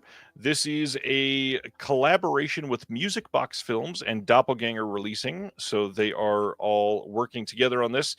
Music Box is not like a partner label, literally working together to put it out. This should be shipping in late June or early July. This is like a modern, overlooked home invasion crime thriller. And yeah, gonna have a perfect bound booklet in this, plus some interviews. Joe Swanberg is associated with this film. I know a lot of people love him. There's a Q&A on this, behind the scenes look at Invader, plus a CD soundtrack that's going to be a part of this. There's a hard box release and the CD that will be limited to 1,000 copies. After that, those will not be available again. Never seen it, but it sounds fun. Yeah. Definitely one that people should check out. Oh my God. Speaking of things people shouldn't be watching, this summer, Rachel Zegler is in a film nobody asked for. In a world where people said, fucking why? What possessed them? I mean, like, the devil? Money. Oh, yeah. Money. I love the almighty dollar. I can't, you know what? You don't even need to bother talking about this movie. It's so unbelievably bad. A lot of people liked it still. What? Yeah. Who, the people that saw it or the people that have a bone to pick with the people that saw it and didn't like it? Dustin liked it. That's fine. Literally, that's fine. Who cares if somebody likes a movie? Yeah, like, so I don't understand why anybody cares if somebody likes it. And I don't understand why anybody cares if somebody didn't like it. For me, I don't understand why it exists. How's that? You want to know? I don't understand why it exists. I don't understand why it exists because there's a, woof, got him, roasted. It is the Gal Gadot effect of it all. It's fine if you wanted a live action Snow White, but what's the point? The original's fine. The original's perfect. The original is literally the movie that got the Disney company off the ground. Got the first Oscar. Look, whatever. I don't have some sort of bone to pick with the movie. If there are people that are calling each other names because of Snow White, that says more about the people calling each other names than it does anything else. Like, why? Okay, so my less of a rant on this is, yes, this did rant? Not. Who cares? You're raving now, Chris. Calm down. I'm going into histrionics. This obviously did not need to exist. The original is still there for people to enjoy. This doesn't change anything for the legacy, nothing like that. However, this was kind of doomed to fail. Let's just be straight honest. When you cast Gal Gadot, who can't read any line without sounding like a mechanical something or other. Hashtag Ryan hates women. No, just Gal Gadot. just women from a certain country in the Middle East. Whoa. Jesus. More or less where he's from. That's why I said that. I'm glad you caught that. Okay, you're welcome. No, obviously. Hail Mary, as one might say. Wow. Do not care about that. But yeah, the press tour for this was going to be really bad. Obviously, when Gal and Rachel were coming out and verbally sparring pretty much, it was never going to be a good rollout. because one is pro-Israel and one was pro-Palestine, and they were like Wait, saying comments what? in the press junkets, and yeah. Okay, so here's the thing. Can I just preface this by saying I knew none of this going in. I went and saw it on the Disney cruise because there was nothing for adults to do other than be drunk or be drunk. So I wanted to go see Snow White, which seemed like a better option. And I fell asleep like once for maybe 5 minutes. But like, I guess here's the thing. If you went and saw it, by God, Gal Gadot was going off the top rope. Ziggler. I don't understand. I guess for me, I knew none of the controversy going into it.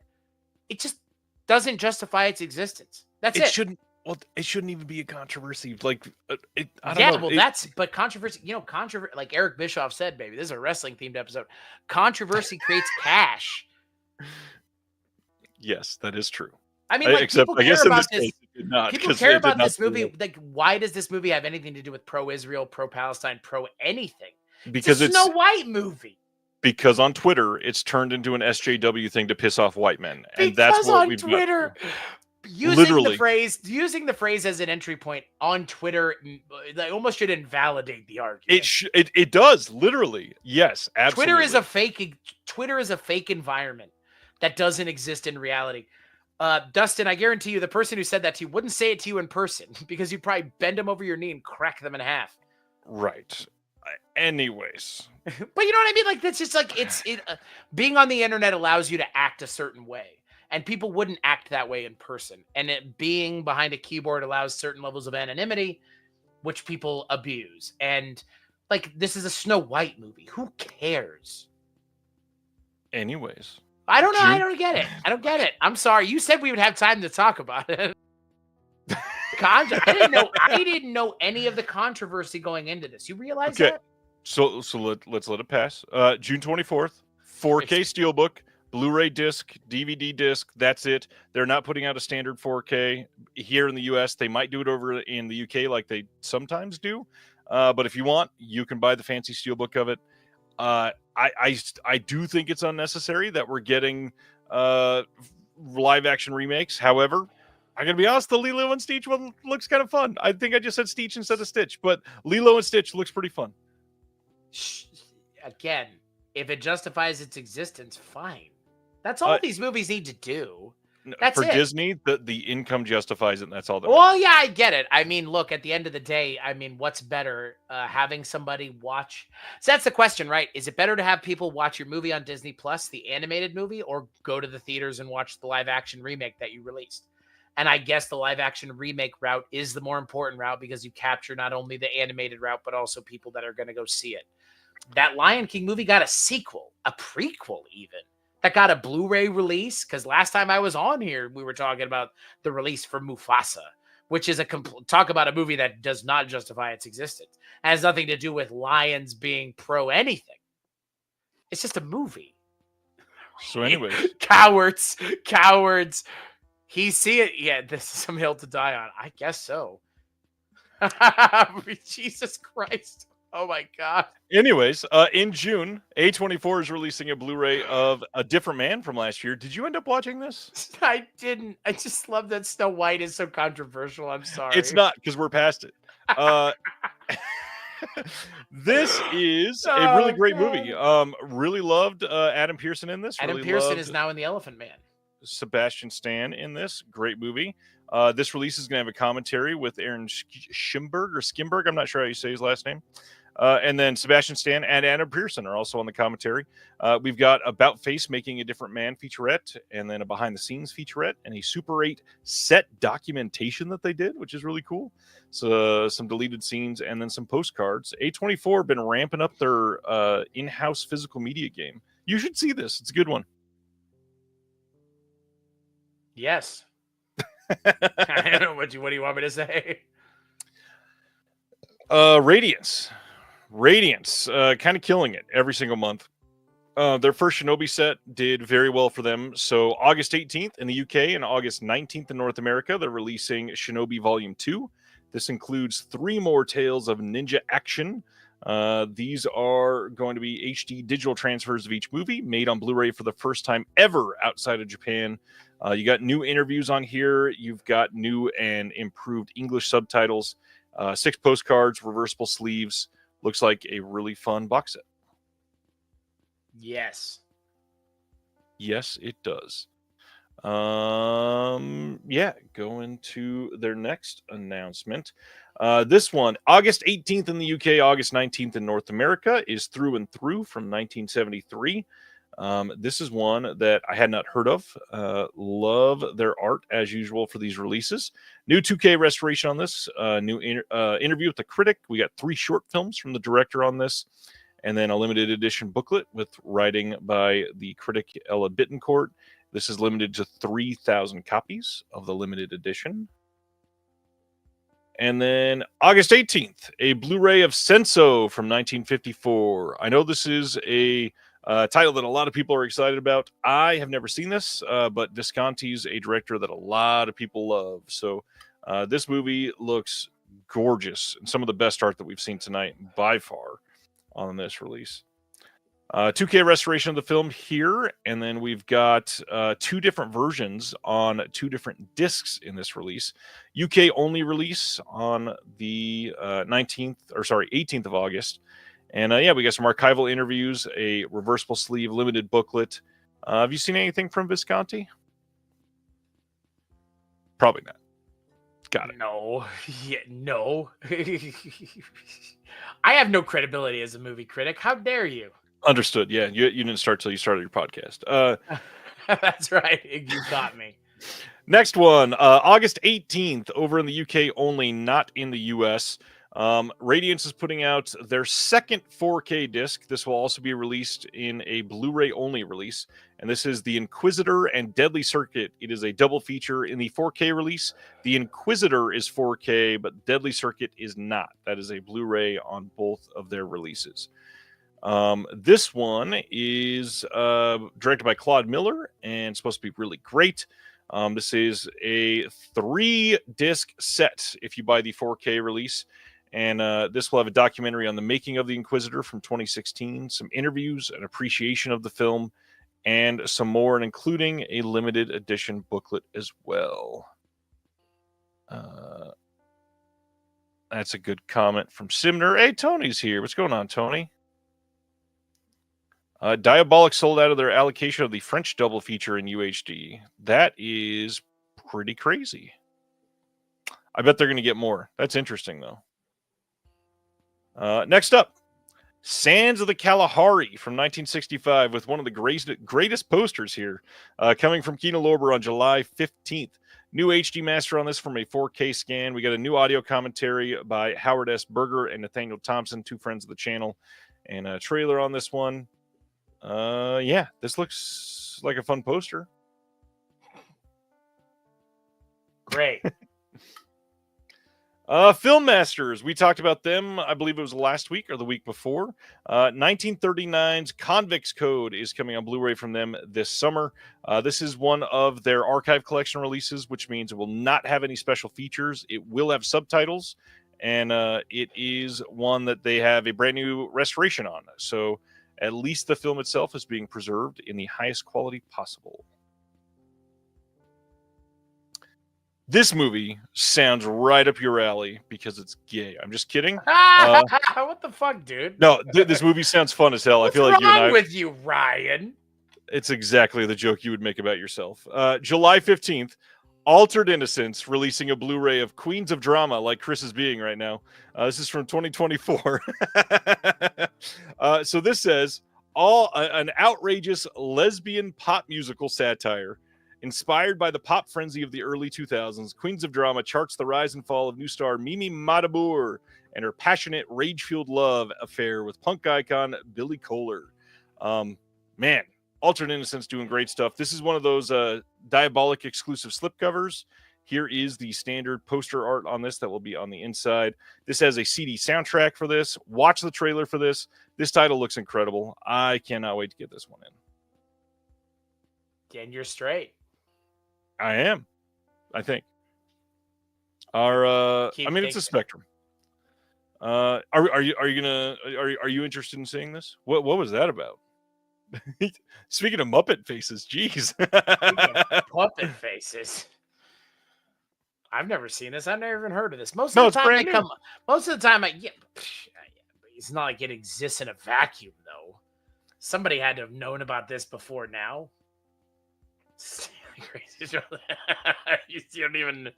I'm just drinking air. God.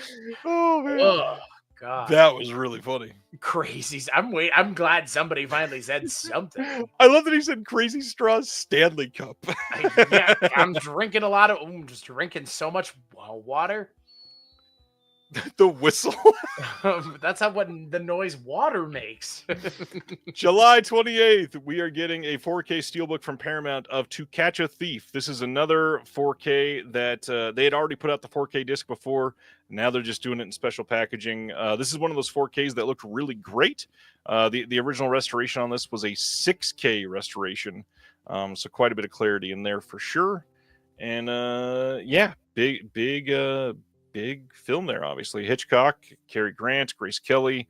It's a classic. This one I'm very curious about. I've never seen this one. Jon Cryer in Hiding Out, coming on 4K, Blu-ray, and a super rare DVD on a big title like this from Kino on July 29th. This is getting a brand new 4K SDR master by Studio Canal, new audio commentary by the director, moderated by Heather Buckley, another new commentary on this by Steve Mitchell and Nathaniel Thompson. And then on top of that, this is where it goes crazy. Kino doesn't really do much more than that, but if you look on the Blu-ray disc, they got a brand new interview with Jon Cryer. They got a new interview with the actress Annabeth Gish. They've got the original trailer on here, so they went out and actually got some talent on camera, which is rare for them. And to be fair, we all know Jon Cryer is just very busy. I love you, Jon Cryer, as opposed to John Moner. That was a dumb dad joke. Sorry, I don't know where I was. It's the perfect show for that. I love Annabeth Gish, by the way, from the X-Files. Nice. Yeah. Her and Robert Patrick. Robert Patrick. He's Bob great. To his friends. Or Pat. His name is Bob Pat. Bob Pat to his friends. Bob Pat. Bobby P. Bobby Pats. God. Good Lord. Oh, man. And he's not even drinking from the Crazy Straw Stanley Cup. Because that's what I'm doing, drinking water. Hydrate or dihydrate, baby. Criterion, as part of their Janus Contemporary lines, is releasing... Janus. That's what Sean Bean said in GoldenEye. Wow. 2024's Vermiglio is coming on August 26th on Blu-ray and DVD from them. And as usual on... Sorry, Vermiglio. Vermiglio. By Mara del Perro. Come on, man. On these, as usual, you get a Meet the Filmmakers interview with the director and a trailer, and that is it. But when these go on sale, $15 for the Blu-ray. That's not too bad. Meet the Filmmakers. Sorry. Imprint last night released a lot of titles, and then somehow after that even said, by the way, we're not done. We're announcing some more tomorrow. So they're going to be the first things that I post for next week's announcements. These are all coming on July 30th out of Australia. These are all on Blu-ray coming from Imprint. This first one is Jetstorm from 1959. This is a first time on Blu-ray anywhere in the world. And it is going to have a new audio commentary by Joe Botting and Kim Newman. New interview with the film historian Sheldon Hall. And this is not a film I've seen, but I love Richard Attenborough's accent from Nature documentary. See, another callback. I like Richard Attenborough. He's good stuff. Next one is The Juggler from 1953. Also a first time on Blu-ray ever. Has a worldwide debut there. Kirk Douglas starring film, and this one is not getting any special features announced yet. They're going to announce some of those later. Wow, this is a Holocaust movie? What the fuck? Yes. Wow. It's about Nazi death camps from 1953. What is it called? The Juggler? I can already think of two things wrong with the title of this movie. That it doesn't start with Night of. Night crusty jugglers. Stan, yes, that was the joke when I said the nature documentary thing. Thank you. I thought he was talking about Bob Attenborough. No, that was Bobby Pats. Bobby P. Next up, You Only Live Once, the Fritz Lang film from 1937, getting a Blu-ray release from them. You got an audio interview with Fritz Lang recorded at the National Film Theater in 1962. Interview with George M. Wilson, a filmmaking restoration comparison here. And there are going to be more special features that they announced later for this as well. Henry Fonda film. Yes. This one, I know there are a lot of people that are excited about this one. Track of the Cat from 1954, first time on Blu-ray ever. And this is a 50s Western from 1954 starring Robert Mitchum. We have already talked about him tonight. It says an audio commentary by the director's son, William A. Wellman Jr., Tab Hunter, and Frank Thompson all on this one. There's a making of documentary, a documentary from 1991 about Robert Mitchum, and a trailer, but just for being the first time in HD, people are very excited about this. Bob to his friends. Bob Mitch. Bobby It was Mitch. right there. Bob M. Mitch. Bobby M. But I was so waiting for you to say, Bobby M, we're not in Kansas anymore. Bobby M. Annie M. Bobby M. This property is condemned. All right. I went full Nosferatu for you. And this is another Natalie Wood. You know the only kind of wood that doesn't float? Natalie? This property is condemned. Robert Wagner, everybody. Get dark. I'm lost now. This property is condemned from 1966. First time on Blu-ray anywhere in the world, just like the others. Sidney Pollack directing. We got Natalie Wood and Robert Redford in this. Charles Bronson also in there. Yes. I just love Charles Bronson. Hey, I'm Charlie Bronson. I love Charles Bronson. The Simpsons made me love Charles Bronson, that accent that he has. I'm going to go and fix Emmett. That's one of the funniest Charles Bronson gags on The Simpsons. Wow. We got a new audio commentary on this one by the filmmaker Julian Wallace Horvat. We've got Sidney Pollack on American Cinema retrospective, I guess. Career interview with Sidney Pollack. Yes, I said it wrong on purpose. Natalie Wood, a tribute by Peter Bogdanovich, a featurette, and another interview on Natalie Wood with the author Gavin Lambert. And yeah, this one sounds pretty decent. Limited edition slipcase. On all of them. And then probably the most exciting one for a lot of people this month is HUD from 1963. This one was nominated for 7 Academy Awards and won 3 of them. And this was filmed in Texas. This will have new audio commentary by C. Courtney Joyner and Julie Kurgo. New interview with Ileana Douglas, actress and granddaughter of Melvin Douglas. And, of course, limited slipcase like we just said. But then the one I'm most excited about. Blue and Fade In from 1968 and 73 are getting a double feature Blu-ray release in this 3-disc hard box. This will also include the brand new documentary by friend of the channel, Daniel Kramer, who made a documentary called Cruel, Usual, Necessary, The Passion of Silvio Narizano. And I don't have the Italian accent like you do. Silvio Narizano. It's a brand new doc that I had the opportunity to watch late last fall, and it is really... Oh, he's there. Look at that. He is in the chat. What's going on, Daniel? Yeah, had the opportunity to watch this, and excited to be talking to Daniel soon, and we'll have another new interview up on the show to talk about the documentary and what he was able to do for this. New commentary on this one with Daniel and with Nat Siegeloff.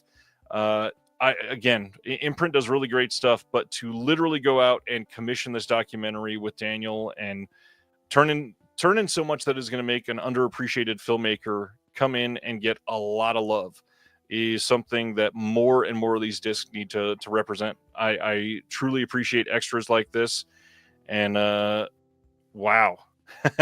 Daniel says more extras coming than they announced. So there's going to be even more on this 3-disc set. That's exciting. Just a truly stupendous release. Cannot wait to get this in. Really great art and just just great work. On top of all of that, on the disc with the documentary, you've got a new video introduction by Daniel himself, new special remembrance of Silvio by Peter Medak. We got new deleted sequences, new extended interviews. You're gonna like this documentary. I'm really, really, really excited for people to see this, and glad that it's getting a disc release. It's not super common for something like that. That was primarily just a labor of love. I mean, the whole time Daniel was working on it, he was posting updates to Facebook. And it was nice to see it all come together in a way that is a true tribute to the director. All right, moving on from that to Deaf Crocodile. Deaf Crocodile today announced a couple changes coming to their subscription. First, their next 6-month subscription will be available starting on May 15th, and it will be going until May 31st. That will be the next period that you can subscribe. The subscription will now be on their website, and they're also going to be having something that we're going to be talking about in a moment called Romero's Club, which is a membership. So the 6-month subscription means you will get all of their releases that are planned over the next 6 months. They are stopping the year-long subscription that they did last year. It was just a little hard to plan for, and with how they have ramped up their releases and the number of discs per release, I totally understand why. It is quite a crazy schedule to keep up with like that. So going forward, subscriptions will now be offered directly through their shop, and they're only going to be doing 6-month domestic and U.S. subscriptions here. No more international subscriptions. They're going to be talking about that and have some options for that in the coming weeks. Because everything is so hard to predict, they've got the next 6 months here laid out for you. The titles here are The Devil's Bride, The Pied Piper, and the new Jiri Barta shorts. We've got Sirius, the 2551 trilogy, 3 by Teuvo Tullio, and then Alran and the Student of Prague, plus the Treasures of Soviet Animation volumes 2 and 3. The 6-month subscription will be $325, and that will include all shipping for the entire period. And on top of that, the price is locked in. So if something increases due to tariffs, you're still going to get it if you purchase it up front. If you're a subscriber, you get shipped out first, and you never have to go purchase anything. No more add-on titles or anything like that. You also will get access to their new Discord for their members. We've got a couple comments that I think I can answer. Kurgan says, so am I right in guessing Tragedy Man will be the last of the previous subscription?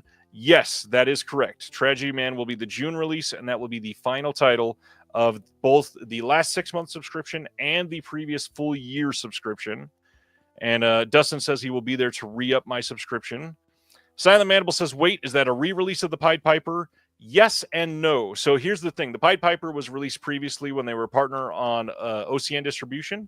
This is going to be a brand new 2-disc hardbox deluxe edition release of the Pied Piper with brand new art. And the first disc will be the same as the first release, but the second disc will be all new material. We got a handful of shorts licensed for it and new supplemental features. So you are kind of getting all this brand new stuff that will carry on and make you very happy. Definitely making it worth everybody's time. It's not quite just a full re-release. It's going to be a really nice set. And now, if you don't want the old one still, you can gift it to a friend who can love the movie because Pied Piper is great. We're going to talk about the membership in just a second. Brendan says, how much was the January 6-month sub? I think it was about the same. I don't have that memorized offhand. Somewhere around 300, 325, something like that. Colton says Pied Piper has a little bit of a color change too, doesn't it? I don't think so. I believe it's the exact same disc, and it's not even being reauthored. I think it's identical. Not sure. If Craig is still in the chat. Oh, there he is. And he says, or get a membership instead of a sub. Yeah, we're going to talk about the membership right now. Because that is, to me, this is the more exciting and revolutionary thing for boutique companies out there. So they are also announcing Romero's Club, and these are full-blown website memberships, and this is going to be available when their new website opens on May 15th. Craig answered the question here. He says, we didn't mess with the color. Color was director approved, and he loved it. So no difference there. Okay, so Romero's Club, this is going to be available on their website, and here's the thing. There are going to be subscriptions, but you may want to listen to all this and just choose to get a membership here. The membership is going to be available in 4 different tiers. All of them have the following benefits. So you can save money. You're going to get shop credit depending on the tier that you go in, and it will give you a discount on their shop already. You will get an exclusive members-only trading card. You can buy what you want when you want. So if instead of subscribing, you want to be able to choose what you have coming in, instead of just reading what's coming for the next 6 months, and you may not want it all, you want to pick and choose, you can choose to do that through a membership. You'll also get access to the Discord if you become a member on here. And through the Discord, they're going to be like showing artwork. They're going to be doing some like step-by-step things behind the scenes so you can see it before it goes live for everybody else. Sharing sneak peeks of upcoming projects, offer out-of-print titles as they can. But the important part is each of the tiers. What do they cost and what do you get? The first one is called Film Lover. This is $300, and it gets you $350 of credit in their website on top of all the benefits we just talked about. Nothing else extra with that, just the film credit and those other perks. The second one is called Celluloid Champion. This one costs $400, but you get $500 of shop credit, so the amount that you save is already higher. And if you go with that tier, you get a free Deaf Crocodile pin that will be exclusive to the members. The next tier is $750, but you get $1,000 of shop credit. This one will also get you that pin that we were talking about and a Deaf Crocodile t-shirt. And then the biggest one, Patron Saint. This one costs $1,000, but you get $1,500 of shop credit. So you're already saving 33% on everything. You get that Deaf Crocodile pin. You get the t-shirt that they talked about. If you're one of the first ones to sign up, you will get a Dave McKean Pied Piper limited and numbered edition print while supplies last. And then the last thing, you'll get a thank you in one of the upcoming releases, and you get to choose which one. I think you should buy the $1,000 level. Yeah, everybody listen to Chris.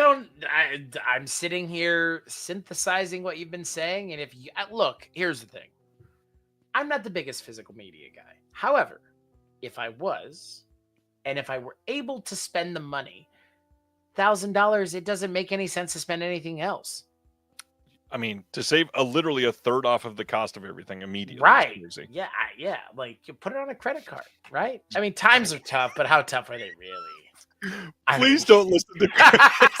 I'm just trying to help you out, baby. If you're going to put it on a credit card, get the points so you get even more of a discount and then pay it off immediately. Yeah, you could pay. And you know what? You can fly to wherever Boca Raton, Key West. I don't know. I don't know where you live. I don't think you're going to get to fly to Boca Raton with buying one thing for $1,000. But hey, if you could try. Imagine if you buy 4 things, 4 subscriptions for people that you know to Deaf Crocodile. Deaf Crocodile, if you're here, you ain't that deaf. I'm giving free advertisement right here, baby. What are you? I'm just saying. Listen, to me, Listen to him. I think more labels should take notice of this because this is a really cool idea. Yeah. I mean, the labels benefit, you benefit. Craig did a poll in my Discord recently and asked, when somebody subscribes to a label, what is the thing that makes you want to subscribe? And most people answered literally feeling good about helping to support a small label and being able to pony up that money and say, like, we're investing in you ahead of time. That's huge. We're all adults here. We know that you're buying the DVDs cheaper than they're selling them for. Like, or excuse me, the other way around. Like, we know that. Like, so if you're going to give somebody $1,000 and $1,500 in credit in the store, it pays for itself. Yeah. Like, because I guarantee you, people who are listening to your show and watching this right now aren't just spending $200 a year on movies. And because they're not that cheap. Some of them are. Well, if they're that discerning. I mean, there's a lot of stuff like lucky them. Exactly. Like, there's so much stuff that's coming out. Even me sitting here as someone who doesn't buy physical media wants to buy like at least 4 of the things that you mentioned. And if I were to buy 4 of those things and they were all on Deaf Crocodile and I could spend $200, which I know I'm going to spend anyways, to get $300 or $250 credit or whatever it is, there's no reason I wouldn't just do it just because. Like, smart. It's very smart. It's consumer friendly, like, choices. And in this day and age, like, making a choice that's consumer friendly is really not something that a lot of brands are doing. Paul, I believe if you are international, you can be a member. Because you're still going to have to pay for shipping, but I believe that will be a part of your money that you input. I don't think there's any restriction there because you're literally essentially just buying a gift card for the website. So yeah, you're going to have to pay shipping eventually out of that gift card, but at least you're a member and you get all the perks and a huge discount while you're at it. This is treating your fans and consumers like adults and not like idiots. And I appreciate that. I appreciate that. Like, as someone who, again, knows how expensive these things are. Craig says, but we can't ship international, so that wouldn't make sense. So never mind, I guess. Don't do that. They're working out something. Okay, there's more coming for international folks. I thought they were going to be able to do that for memberships. Which, by the way, Craig, is even better because they're actually taking international people into account, because so many of these releases that you've talked about, like, have been international releases. Like you said, like Australia, the UK, like, again, I don't think Warner is doing anything other than overcharging people for it, like, which, fine. But it's nice to see a label actually taking notice of the people that are spending the money and that are engaged with them directly. Like, foster a community. Don't foster people that are spending money on your products. Especially in a time of tariffs, which is scary for everybody.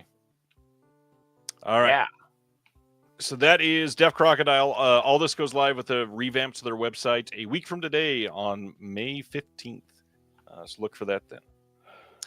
BFI is the last thing that we got today, and that is 3 announcements from them. July 21st, a 4K is coming of Human Traffic from 1999.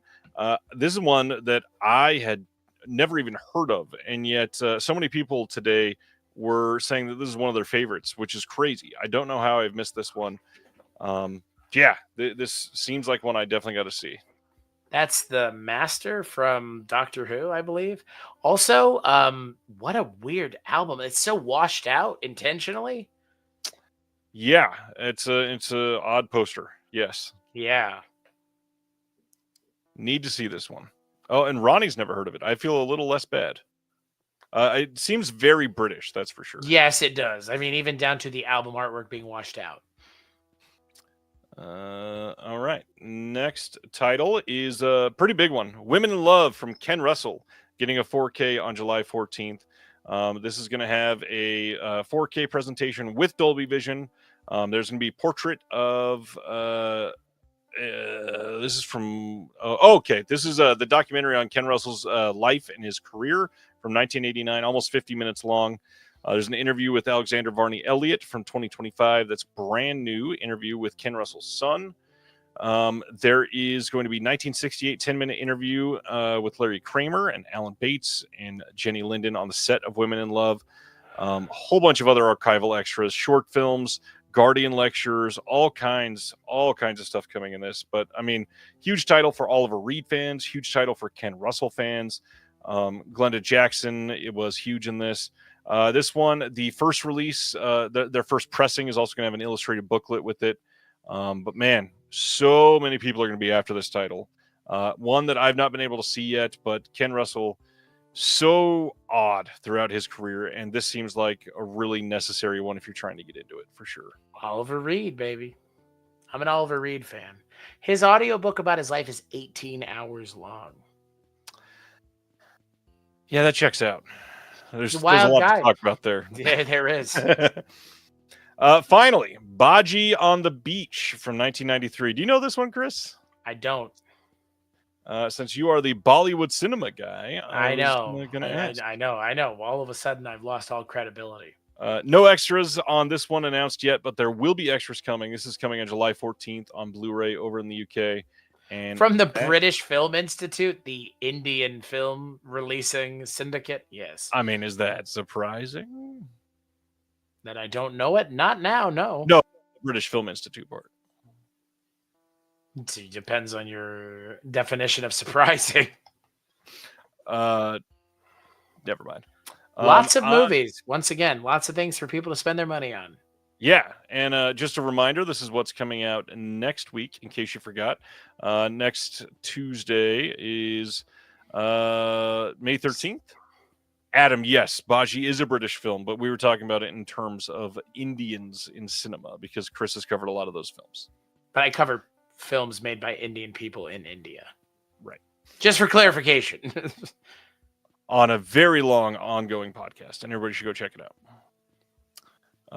Speaking of Marvel and people needing your money, Captain America Civil War is next week. Not Civil War, Brave New World. Mickey 17 from Bong Joon-ho is next week as well. Andromeda Strain 4K from Arrow. Black Bag 4K. Did you end up watching that one, the Soderbergh? Mm-mm. I need to. Have not seen it yet. It's streaming now. Dune Prophecy 4K, the series, The Crazies 4K Steelbook, Better Man on 4K. You ended up watching that one. Good movie. May from Who Vestron doesn't Video. like dancing monkeys? That's true. It's a good question. Bikini Car Wash Company double feature from MVD Rewind. Vice Squad 4K from Kino Lorber. We got the Kick-Ass 4K Steelbook next week. Masters of the Universe Steelbook coming glossed over Demolition Man. Do you know? It's just a standard edition. Do you know how to use the 3 shells though? Funny enough, that's the second time today that reference has been made to me.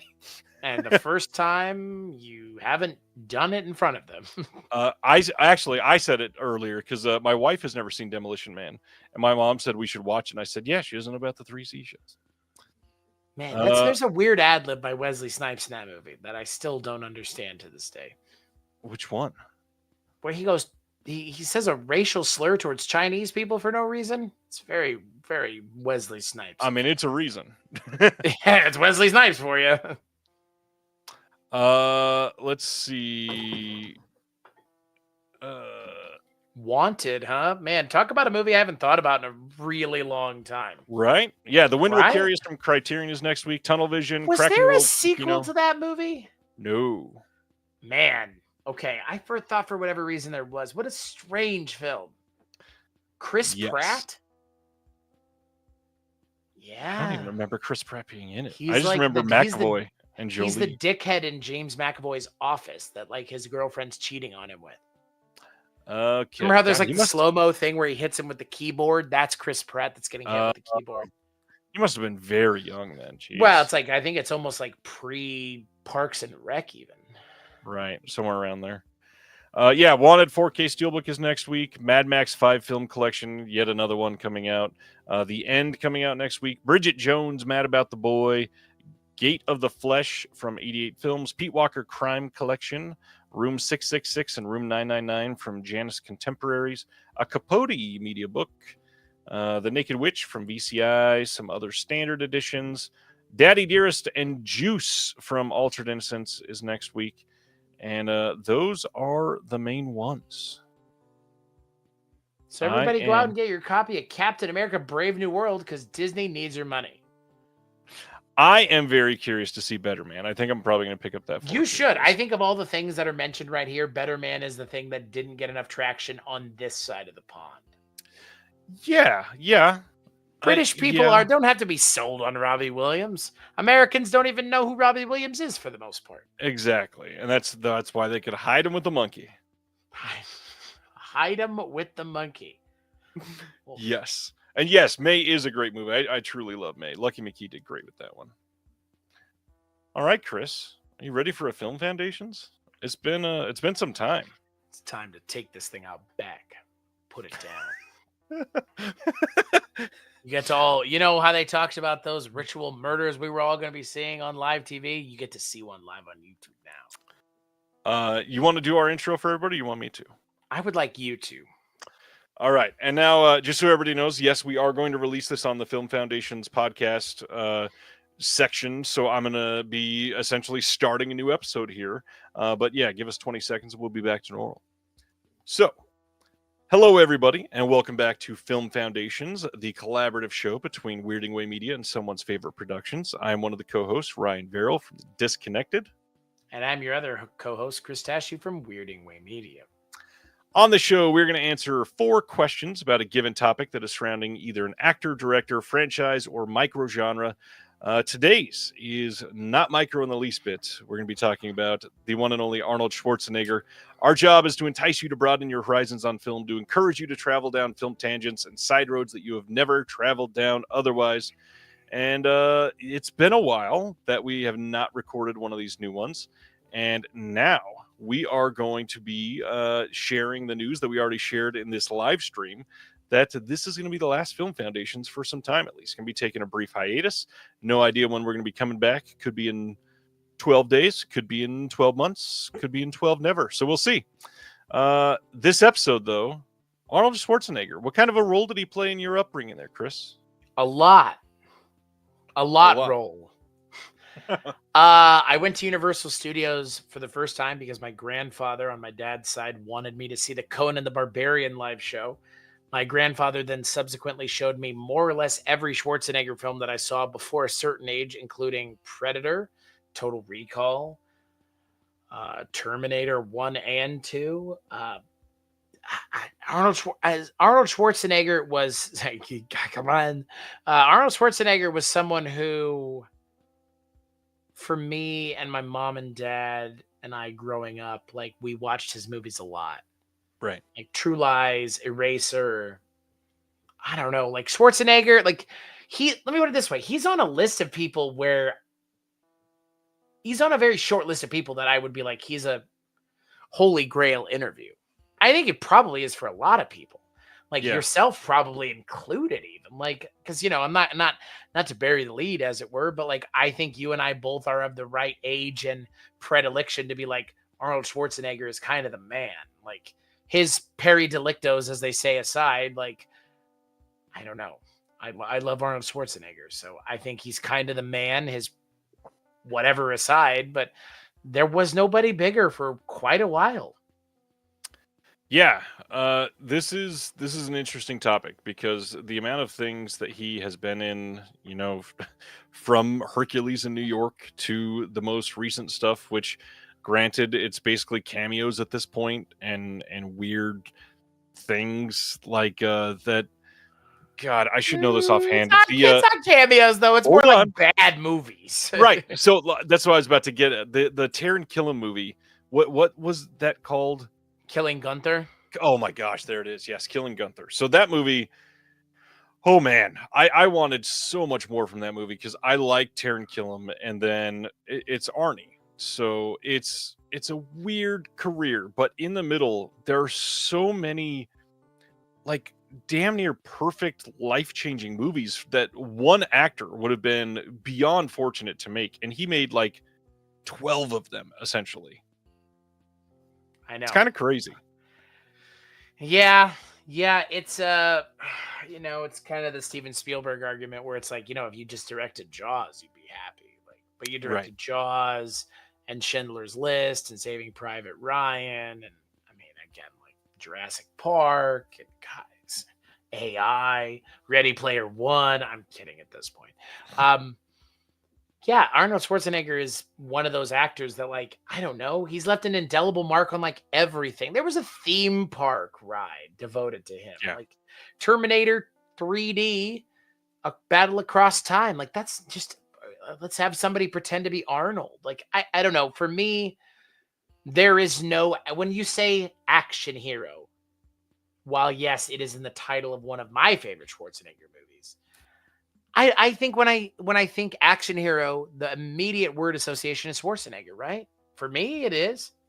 For a lot of people, this is the guy. I mean, literally, this is probably the. I mean, I can't think of anybody else other than maybe Ferrigno a little bit that was pretty much known just for being strong, and that people felt was destined for some of these roles because of his size. And man, did he prove them right. He took the reins on things like a franchise of Commando and Terminator and made them memorable to a point that they are, annual watches for a lot of people. People have watched these things every year since they were a kid. And then even the one-off deals that aren't, as watched, like Red Sonja. Not a great movie, but a lot of people love him in that movie.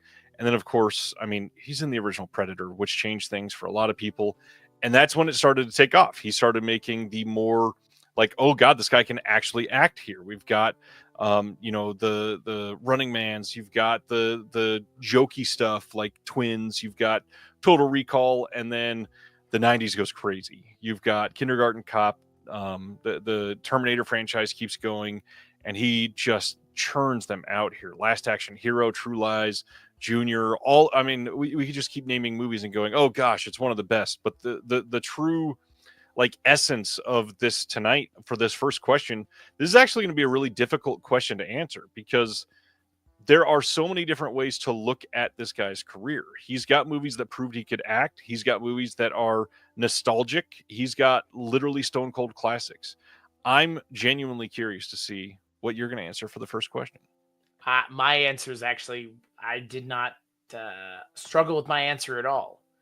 I think in terms of Arnold Schwarzenegger, there is no better film to watch that distills everything he's known for, including being somewhat brusque and limited in his dialogue, to the physicality, to the humor. I think 1985's Commando. I don't think there's a better movie. And there's nothing to dance around. Batman and Robin is actually a good movie if you look at it as a movie being made in terms of that wig and Around the World in 80 Days. Pretty good as well. Batman and Robin is great if you look at the fact that it's essentially just them doing 1967 Batman in 1997. But again, I get it. Like, it's not great. Come on, Bird Boy. Commando, I think, is everything that I want from Schwarzenegger. Everything Schwarzenegger is good at distilled down into like a perfect film. There's no sequel to Commando. Commando's one and done. Like John Matrix never comes back. Commando is I think Commando is a perfect movie. Down to Arnold and Alyssa Milano feeding a deer at the beginning of the movie. Including to let off some steam, Bennett. I mean, everything. I love Commando. Commando is a perfect movie, from Ray Dong Chong to, I don't know, Dan Hidea's chest hair pretending to be, he's like a South American dictator. Like, I love Commando. David Patrick Kelly is in that movie for like a hot minute. I don't know. Commando is a perfect movie. It is the best Arnold Schwarzenegger movie. I will die on that hill. Fight me if I'm wrong, but I find most people could find a reason to discount a lot of Schwarzenegger movies. Commando is one that I feel like you'd be pressed to find something wrong with it. I agree. For those that have not heard Film Foundations before, by the way, the first question is, what do you consider a foundational title for the selected actor that we're talking about tonight? So Arnold Schwarzenegger, this is the foundational title, is what Chris said, is Commando, which there's like one other answer in my mind. And I get that. I am going to probably not be that one other answer. I am going to throw out a movie that is a different era of Schwarzenegger, and I got to go with 1994's True Lies for this. Now, this is a very good mixture of action and comedy Schwarzenegger, and actually shows that he can act. Like the final act of this has some decent heart. Sure, the 4K disc that came out on this one is not great. There's a handful of scenes that are really terrible. The rest of the movie looks really good, but there's a handful of scenes that are really bad on this 4K disc. But this movie is special. When you see the chemistry between Jamie Lee Curtis and him, and fucking Tom Arnold and everything else, like this got movie, a little dick, it's pathetic. Bill Paxton in that movie is great. He's great. I mean, this movie starts as James Bond essentially and goes in so many different directions. It's just a fun damn movie, but because it captures so much of his range that he did in his career, I truly love this movie, and I think it is the best one, again, to bring people that have never watched an Arnold Schwarzenegger movie, which I totally understand is actually quite difficult. Although I bet there's a lot of people under the age of 25 nowadays that have never seen any. They've probably never seen any Arnie movies other than Jingle All the Way. The best movie, frankly. Let's be honest. It's a prestige title. Yeah. Come on, Turbo Guy. Again, like to what we were just saying, this truly could have been the Terminator. This could have been Conan. This could have been... Yeah, that's what I was thinking you were going to go with was Conan. I think True Lies... Can I mention something that kind of gets... True Lies is like kind of a weird movie in terms of the politics of it. Oh, for sure. Yeah. Yeah. Like, and I think that's maybe the one thing that discounted it. Like, True Lies really is like James Cameron doing a James Bond movie. Yeah, literally. True Lies also similarly to Commando does not have a sequel. I think similarly to Commando makes a case that it probably needed a sequel. Like, I don't know. I mean, True Lies is a movie I saw a lot growing up. I love True Lies. You're fired. I mean, come on. Like, come on. That's a great line. Like, Bill, like you said, everything about that movie's great.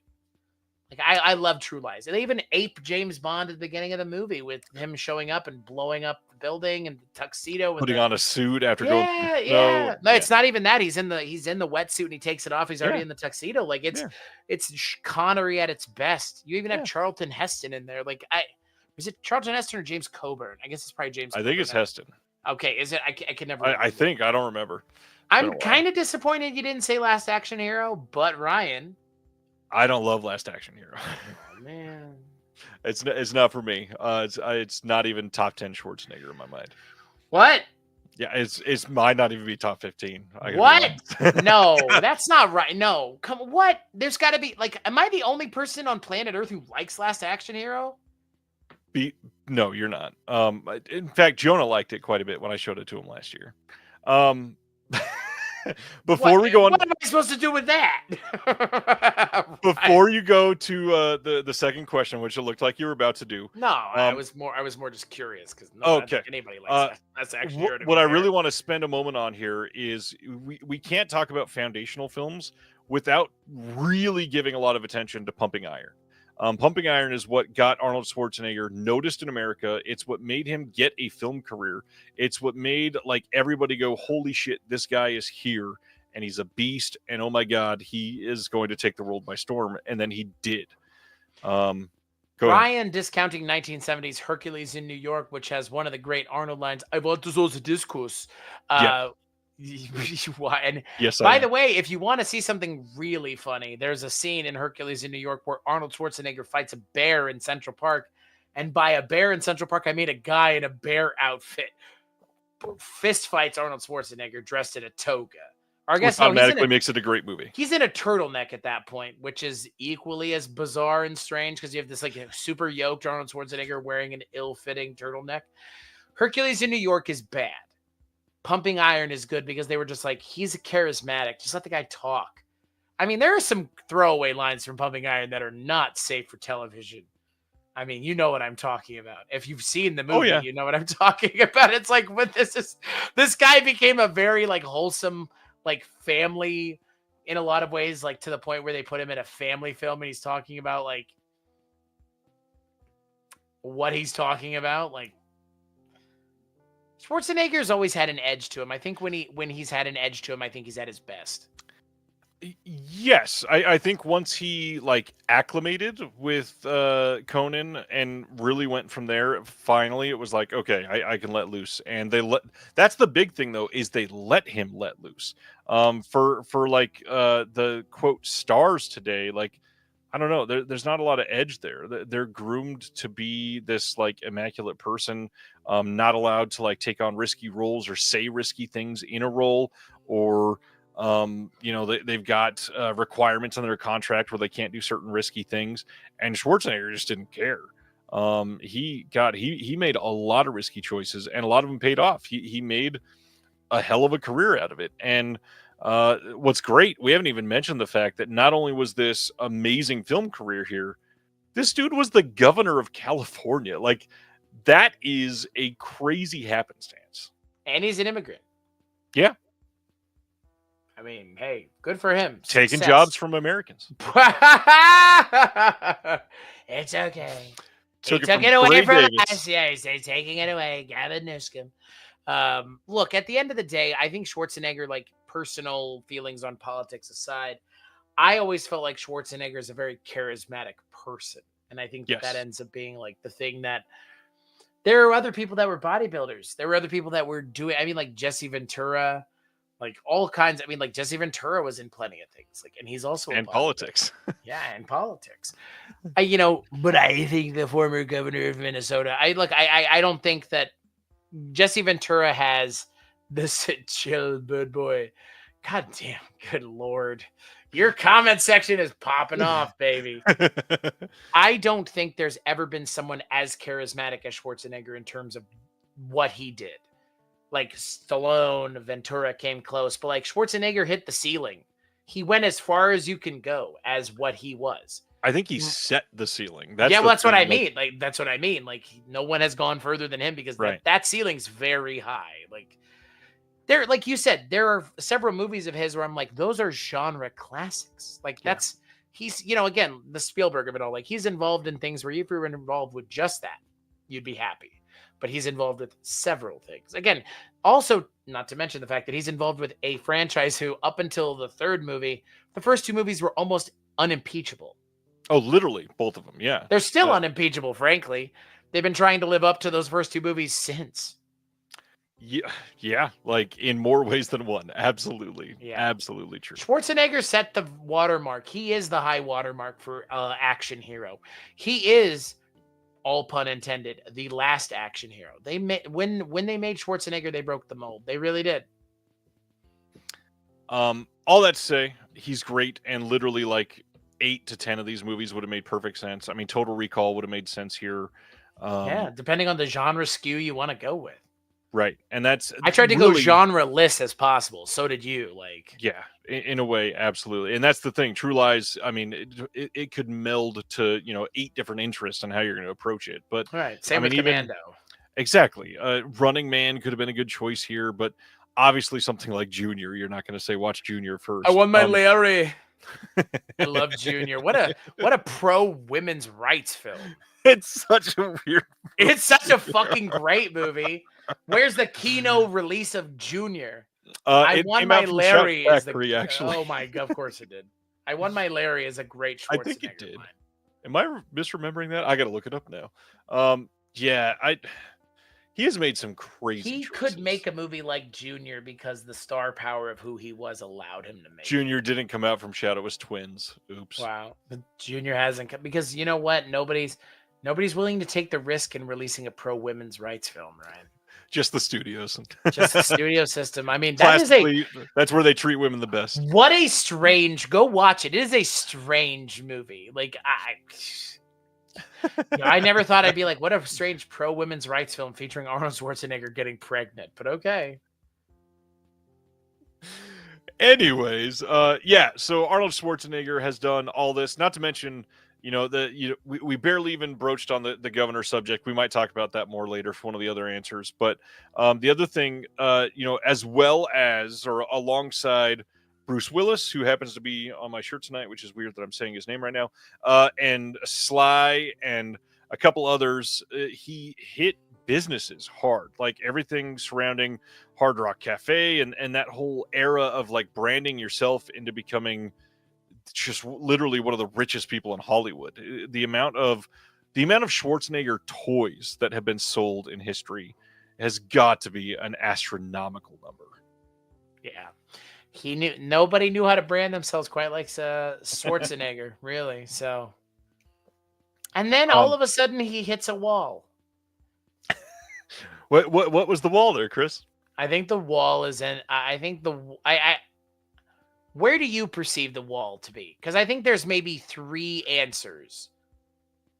Right? I mean, there's 3 things where you can be like, it's this, it's this, it's this, and I think you could have a conversation surrounding 3 of those things. It really depends on when production on some of these things happen. Because, like, I don't hate a racer.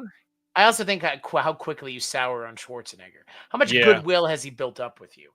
I think for me, most people probably soured on him either Batman and Robin or End of Days. I was going to say End of Days, but it depends on when Jingle All the Way was made. Because I know a lot of people hate Eraser too.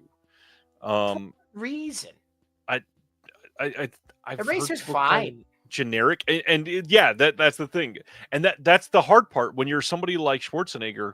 You have raised the bar so high. If it doesn't come out and it's like this astonishing brand new crazy what movie is Eraser worse than in his filmography? A lot of them. Like, is it though? Like, there's plenty of his movies that it's way better than that. I think people for sure, but that's my point. Like, I think it's just like because it's Schwarzenegger, it's not phenomenal. Yeah, he fights alligator. Your luggage. Again, he kills James Caan. Like we said at the beginning, if this was any other actor, it could have been their best movie, literally. But because it's Schwarzenegger, he had just raised the bar so many times. it's kind of difficult to live up to that when you've made Terminator 2 Judgment Day. When you compare those two, Eraser's a pile of shit because Terminator 2 is a masterpiece. Jesus Christ. I mean, yeah, sure. It's true. I mean, they flew a helicopter under an overpass. Eraser, Jingle All the Way, or Batman and Robin. People are checking out at Batman and Robin, probably. Or Jingle All the Way, right? Adam says Last Action Hero versus Jurassic Park. That's even earlier. Look, people, you know what? It probably is Last Action Hero. Most people hate Last Action Hero, yourself included. No, I mean, True Lies is after that. Jingle All the Way is after that. I don't know. Yeah, most people hate fucking Jingle All the Way, man. I mean, Expendables 2 is after that. Oh, that's a fucking outlier. I think most people probably, you know what? Probably it is Last Action Hero. Most people don't like Last Action Hero. And I understand why. There's plenty of reasons not to like it. To say there's nothing good after that is crazy, though. It's not that there's nothing good. It's that the consistency is not there. That statement is understandable. Dude, he made like nobody had a better 80s and early 90s than Schwarzenegger. That's true. All right. Are we ready for our second question then? Yes. So our second question, as always, is recommend a lesser known quote gem within his filmography that probably isn't like a great first time watch, but it's still a really good movie. It's just not the way that you should enter into his filmography. So what's your pick for this one? Last Action Hero. Really? You think that's not a good entry into him? No, because you have to at least seen one Schwarzenegger film to understand the meta references in Last Action Hero, which the film is replete with. The film is all about deconstructing the mythos of Arnold Schwarzenegger. Like, and I think that's probably also why the movie doesn't work for a lot of people, is because the movie is less interested in being an action movie and more interested in deconstructing how Schwarzenegger is perceived by the audience, especially through the late 80s, early 90s. Last Action Hero is a weird movie. Look, I think, you know, Jesus, wow. I mean, again, I think these are all applicable answers. Red Heat is fun. But Red Heat and Commando, there's nothing about either of those movies that I think, like, I don't know. For me, Last Action Hero, it has a lot to say about who Schwarzenegger is at the time. Right. And you have to have at least seen one Schwarzenegger movie to appreciate it. But I'm not sure you need to see more than one or two of his movies to appreciate Last Action Hero. On the logic side of that, I get, so it kind of makes sense. However, I even still think, like, just not having seen anything, it's still an enjoyable movie. I agree. I don't think you'll get the most out of it, though. No, of course, absolutely. Last Action Hero is fun. Like, I just a minute ago I said it wasn't for me, and it's only because, again, his filmography. Like, I'm not saying I hate the movie. It's just so difficult when he's got so many masterpieces under his belt. Like, this is a weird one. And again, I know that we've, sort of introed Film Foundations for everybody, but the way that Film Foundations is approached is you were literally introducing this entire subject to somebody who's never been into any of it. So, like, Chris's answer makes sense here, because if you've never seen any of them, you're missing a lot of Last Action Hero. And that's why my answer is kind of weird for this. Again, it's going to sound like it's going to sound ridiculous for all of us that grew up with this as a staple in our life. It's going to sound ridiculous for everybody that loves Arnie because it is a classic and all that stuff. But I think one of the best answers here is Kindergarten Cop, because this movie is, like, genuinely top tier Arnold Schwarzenegger. Agreed. However, if it's your first movie with Arnold, you're like, okay, it's just a weird dude teaching a school and it's like a wannabe action movie. No, it's kind of like Last Action Hero. In a way, it's lampooning and undermining the idea of what he set up for his career before then, and making a, like, kindergarten and preschool class into a literal, like, almost satire of what he's done. It is a masterpiece of a movie. The action's actually good. The dialogue is really great. The story's fun. Yeah, there's some contrivances like every movie in the 80s and 90s. However, this is immensely quotable. The amount of, like, really great child performances in this are great. The villain is freaking crazy. We get to some really weird situations, like actual in a school shootout. This is a really great movie. I think Kindergarten Cop is great. It is the first movie that sort of undermined the idea of the action star, and now you get things like Dwayne Johnson doing the Tooth Fairy and all that other stuff in the future. But this is the right way to do it. It doesn't make it ridiculous for ridiculous sake. It makes it ridiculous to just make the absurdity of a well-known, incredible action star doing action in a believable situation. Tooth Fairy and stuff like that is not quite the same. Stop, or my mom will shoot. Yeah, that's a classic. Everybody, yeah. What is Schwarzenegger baiting Sylvester Stallone into that movie is definitely hilarious. That's a top tier Schwarzenegger move. Yeah, that's a flex. Kindergarten Cop's, I think, a good answer here. It's a fun movie. I recently watched. Had a great 4K disc from Kino. It's a good movie. And it's also more adult than I remembered. It is damn good. I'm Detective John Kimball. That is what it's not a tumor. It's not a tumor. Yeah. And him just like screaming at children, which is a vibe. Yeah, good stuff. All right. Can I say what again, Sibner? That Kindergarten Cop is more adult than I remember? Oh, what? I'm confused. All right. Our third question here. What is the what is the biggest impact that Arnold Schwarzenegger has had on pop culture? And again, this is where it gets crazy because he has literally changed like all of cinema. He was a governor. He has raised businesses. He has made he has said and done things in public view that has set the course for tide changes in certain things. He's had affair scandals. There's all kinds of stuff that has been huge that he's been a part of. You want me to go first on this one? It sounds like you already were. I mentioned it earlier, so I'll just go through it here. The fact that somebody with this charisma was the governor of California for 8 years in a time of political turmoil for the state That's Riz, by the way, if you're less than like 30 years old listening to this. By far the biggest thing that he impacted in so many different ways. I will say it was really odd being I believe the year he got elected was between 2003 and 2004, or it's the summer of 2003, something like that. People forget maybe that this was because Governor Gray Davis had been ousted through some scandals that he broke some laws, and they needed a recall election. And Arnold Schwarzenegger was going up adult stars. He was going up against Spud Bustamante.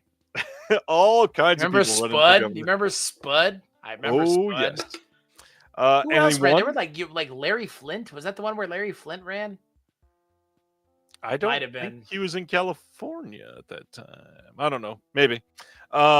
He was the one that really united a lot of people. This was a period that in literally like the biggest budgeting state in the entire country rallied together in a time of, like I said, political turmoil, brought people together. And it is a shock to me and many people at the time that the Terminator could step in and run the government competently after that. It was not a failure of a governor's seat. He actually did a fairly good job. He ran as a conservative in the quite liberal state of California and did very well. I also have a personal connection to it in the fact that I was chosen from my school to be a part of Boy State at the time, which is a government thing. And we had to go up to Sacramento during the whole recall election. And a very odd time in California politics. The amount of people that were essentially like lost without a true leader at that time was embarrassing for the state. And he came in there and made a lot of really positive changes, some good policy moves. And obviously he is like the action star of not just a generation, but like of all of film history here. But I think in a way, the fact that he followed that up in a positive way is something that not a lot of other people could have done at that time. I think if you were to draft a cinematic draft, he is who you take first if you go action star. Right? For me, without a doubt, yeah. Yeah. Nobody else is even close. You'd say like 1A, 1B, like Schwarzenegger, and then like Stallone is like a B. I think there's a lot big of people... amount of space between the A and the 1 and the 2, or the A and the B in this scenario. A lot of people would say Tom Cruise, but I'm not one of those people. What? Yeah, truly. What? God, no. I'm sure. Fine, whatever. He's like one franchise doesn't count. It's Mission Impossible, man. I guess It's Top not... Gun, but Top Gun didn't have a sequel for literally 30 years. Sequels don't matter. He's done a lot of one-offs that are really great. It's Mission Impossible. Isn't that what it is at this point? Yeah. I don't know. If you say Tom Cruise, it's because you have recency bias. Fight me. It is recency bias because Arnold Schwarzenegger hasn't had a good movie in like 10 years plus. Jack Reacher flicks. Have you seen them? That is not the correct interpretation of that character, and that is not just me saying that. One of Jack Reacher's characteristics is being physically imposing. I am sorry. Tom Cruise would never be physically imposing unless you're 5'2". See Alan Richardson as Jack Reacher on the TV show. That's all I'm saying. I guess, is it literally Mission Impossible? Is that it? No. Live, Die, Repeat. I like that movie, but I mean, like... Collateral. That's a good one. The Schwarzenegger film? Oh, that was Collateral Damage. Arnold fights terrorists. You remember that movie? What a strange film. It's been a long time since I've seen that one. Saw that one in theaters. Oh, God, the Mummy, Adam. The mummy that killed the universe before it started. Man, they really signed a check that their asses couldn't cash, huh? Dark universe, everybody. That's true. Oof. I love that they took that picture and just said, here's what we're gonna do, and Tom said, no, you ain't. My favorite thing about the Dark Universe stuff is what, Tropic Thunder? What? Oh yeah, I mean that's my Tom Cruise. that is the best thing Tom Cruise has ever done. Well, tell me I'm wrong. Tell me I'm wrong. I get it. Yeah, it is a risky business. You said business several times earlier, and I thought about saying risky. I think for me, the biggest influence is Schwarzenegger is the consummate action hero. He is the first, last, and only action hero. If aliens came to this planet and someone said, "Send us an action hero," you would send to them Arnold Schwarzenegger. That is the answer. Nobody had a bigger mid 80s, early 90s than Schwarzenegger, and that was the time for the action hero. Anybody can be an action hero now. There was a time and a place where that kind of action hero was the only kind of action hero. The age of Hulk Hogan, who, brother, he's really fucked his legacy up. Like Schwarzenegger, I think has been on the right side of things too, which I really appreciate. Like, not to get all politically preachy, but like Schwarzenegger's on the right side of things, if you know what I mean. He's on the not so far right of things, if you catch my drift. I think he shows, if you were to ask someone, draft for me the quintessential American story, it would look like Arnold Schwarzenegger is on a short list of people who you could be like, it's Schwarzenegger's life.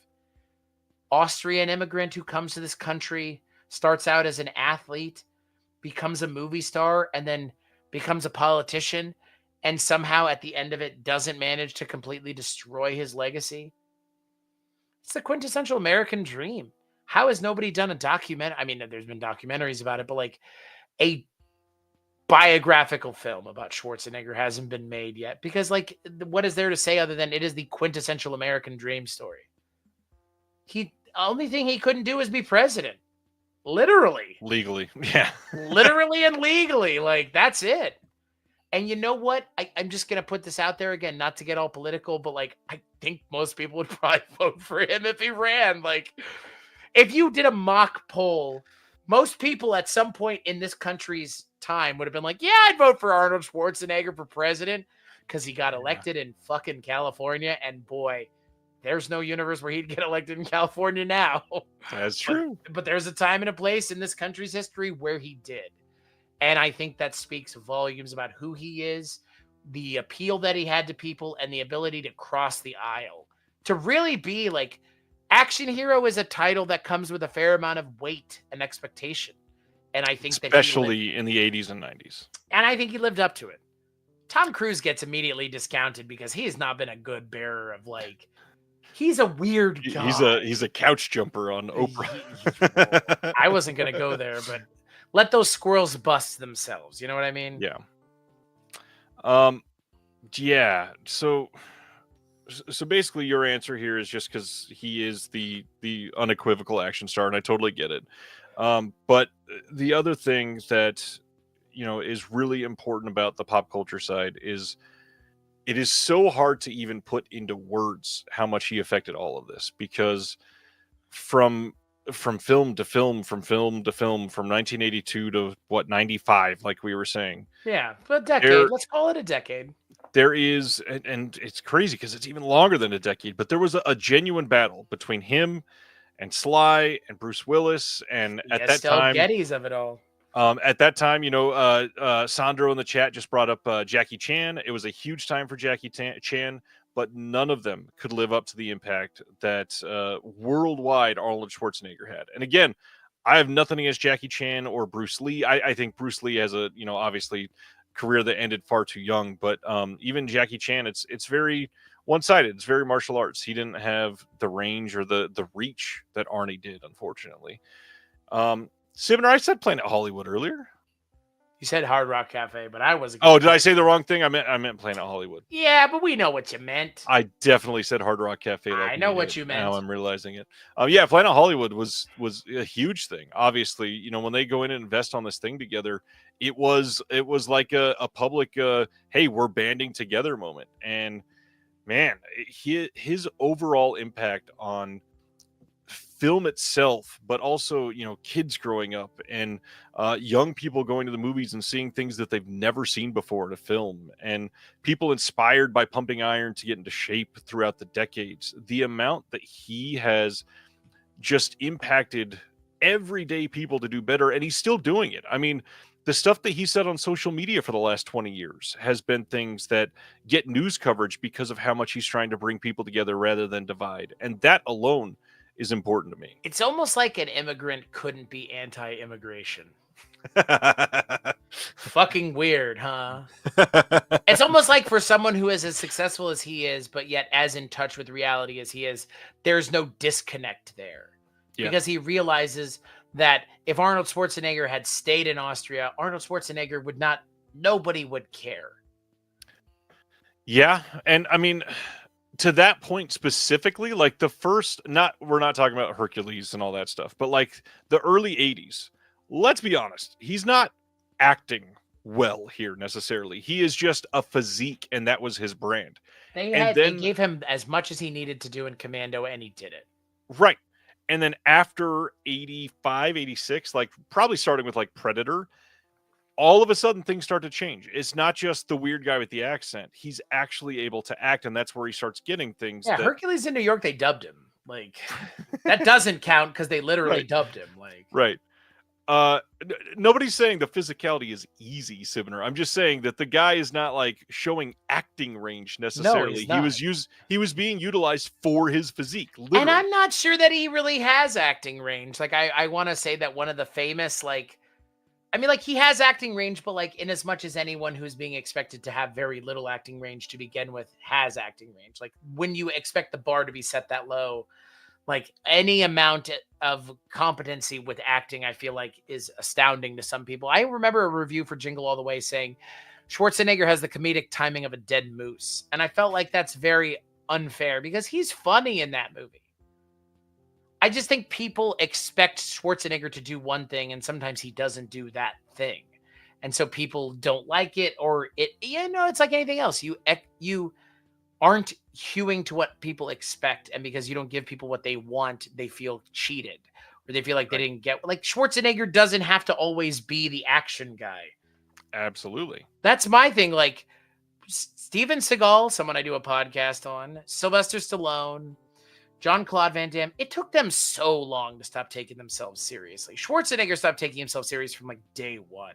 And that's probably why his success has been as bountiful and plentiful as it has been, because he's been willing to look at himself and go, they like me because my muscles, and they like me because I have stilted delivery on my dialogue. He's not an idiot. He got elected as a fucking politician. He's not stupid.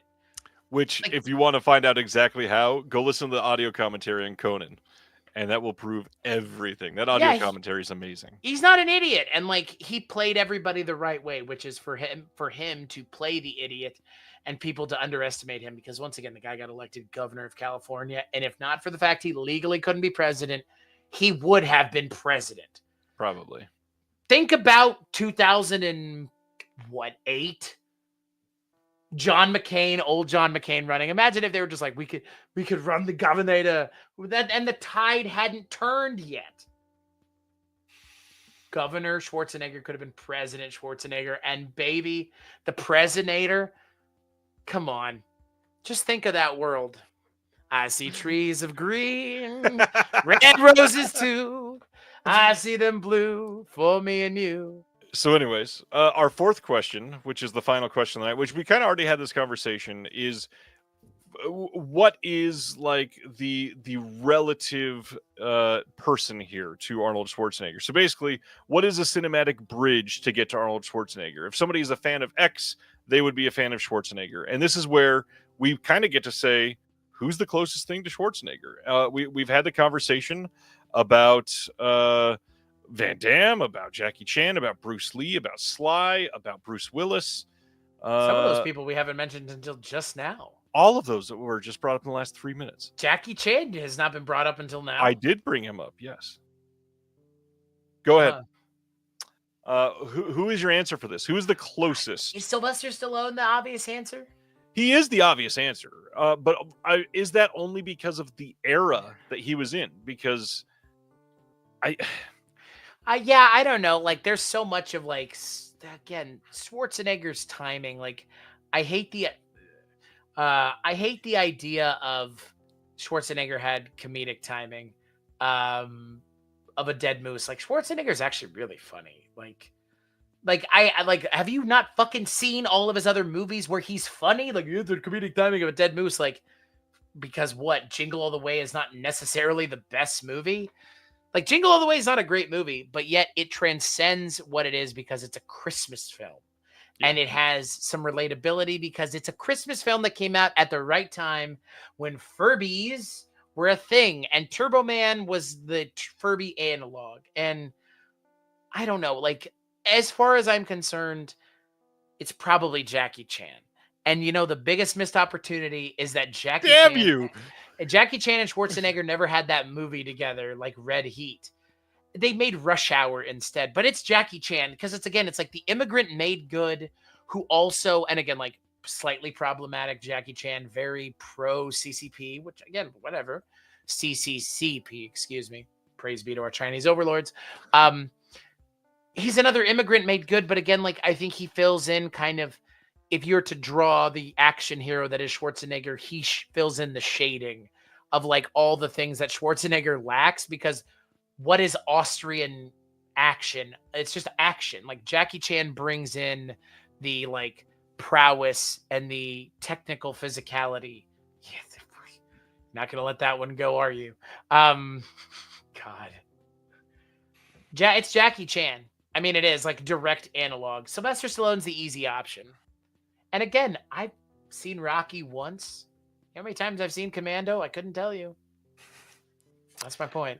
Well, I said damn you because, yeah, you took my answer. I think Jackie Chan is the one to go to here. And, you know, I said earlier, Jackie Chan is kind of one note. And the only thing that he, you know, he's got the fact that he did all of his own stunts. He's got the fact that he can direct too. That's sing. kind of a big thing. He can sort of sing. Jackie Chan has made a lot of movies in a couple different styles, but it all really just comes down to it all has to be martial arts style action to make it make sense, because that's what he's great at. There's nothing wrong with that.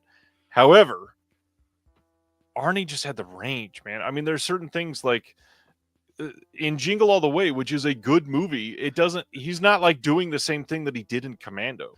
That's my point. Like his comedic stuff that he does, his stylings are all over the place. Like it's not like, again, like that dead moose comment. Like if you don't like Jingle All the Way, fine, but don't drag Schwarzenegger. Like Right. he's a funny guy. Like go look at Commando or Total Recall. Like what are you feeding this thing? Blondes? Like this delivery is impeccable. And not just anybody could deliver those lines. That's the reality. I do think that there is definitely a true argument to be made for Sly. The fact that he directed multiple great things. He is somebody that wrote. He is somebody Sly wants to be an actor, though. He's more like astute and effete, right? Like he's engaged the in things the that he's filmmaking owned. process. He's great at it. I think that Sly has a lot more misses, for sure. At least that are. But Schwarzenegger's never been nominated for an Oscar, and Sylvester Stallone has. Oscar doesn't mean anything about this. I know it doesn't for me and you, but there are plenty of people that do. The visibility of it alone. Sibner is saying Willis is the real pick. I don't even think Willis is close here. I don't think. I mean, again, it depends on what you want to. What are we using as the analog? Because Bruce Willis is an American action hero? Because he wasn't the one that you expected to be the action hero? That's the thing about Bruce Willis. People my age tend to forget the moonlighting of it all. No, but like Bruce Willis is an action hero now. There was a time where people were like, this guy, the moonlighting guy, action hero? Like, for me, Bruce Willis is the consummate. They were taking a chance on him. Yeah, Bruce Willis is the consummate unexpected action hero. Like, if you want to talk about the guy that you don't expect to be the action hero, it's Bruce Willis. You don't look at Bruce, like, to use the wrestling analogy, and we've talked about wrestling so much tonight, Arnold is Hulk Hogan. Bruce Willis is Seth Rollins. Bruce Willis is, oh God. Bruce Willis is Jake the Snake Robert. Bruce Willis is Macho Man. He's like, Macho Man was a technically gifted wrestler who also knew how to be eminently engaging and entertaining. He had the physique, but he didn't have the massive physique at times that Hogan did. Schwarzenegger, he has the physique, but he can also be funny and engaging. There were plenty of guys that were massive, just like Hulk Hogan, that didn't have the charisma of Hulk Hogan. Bruce Willis, like, I don't know, Jackie Chan is the immediate analog, the obvious analog. That's probably more the thing that you could level against this is like, that's the obvious answer more than anything else.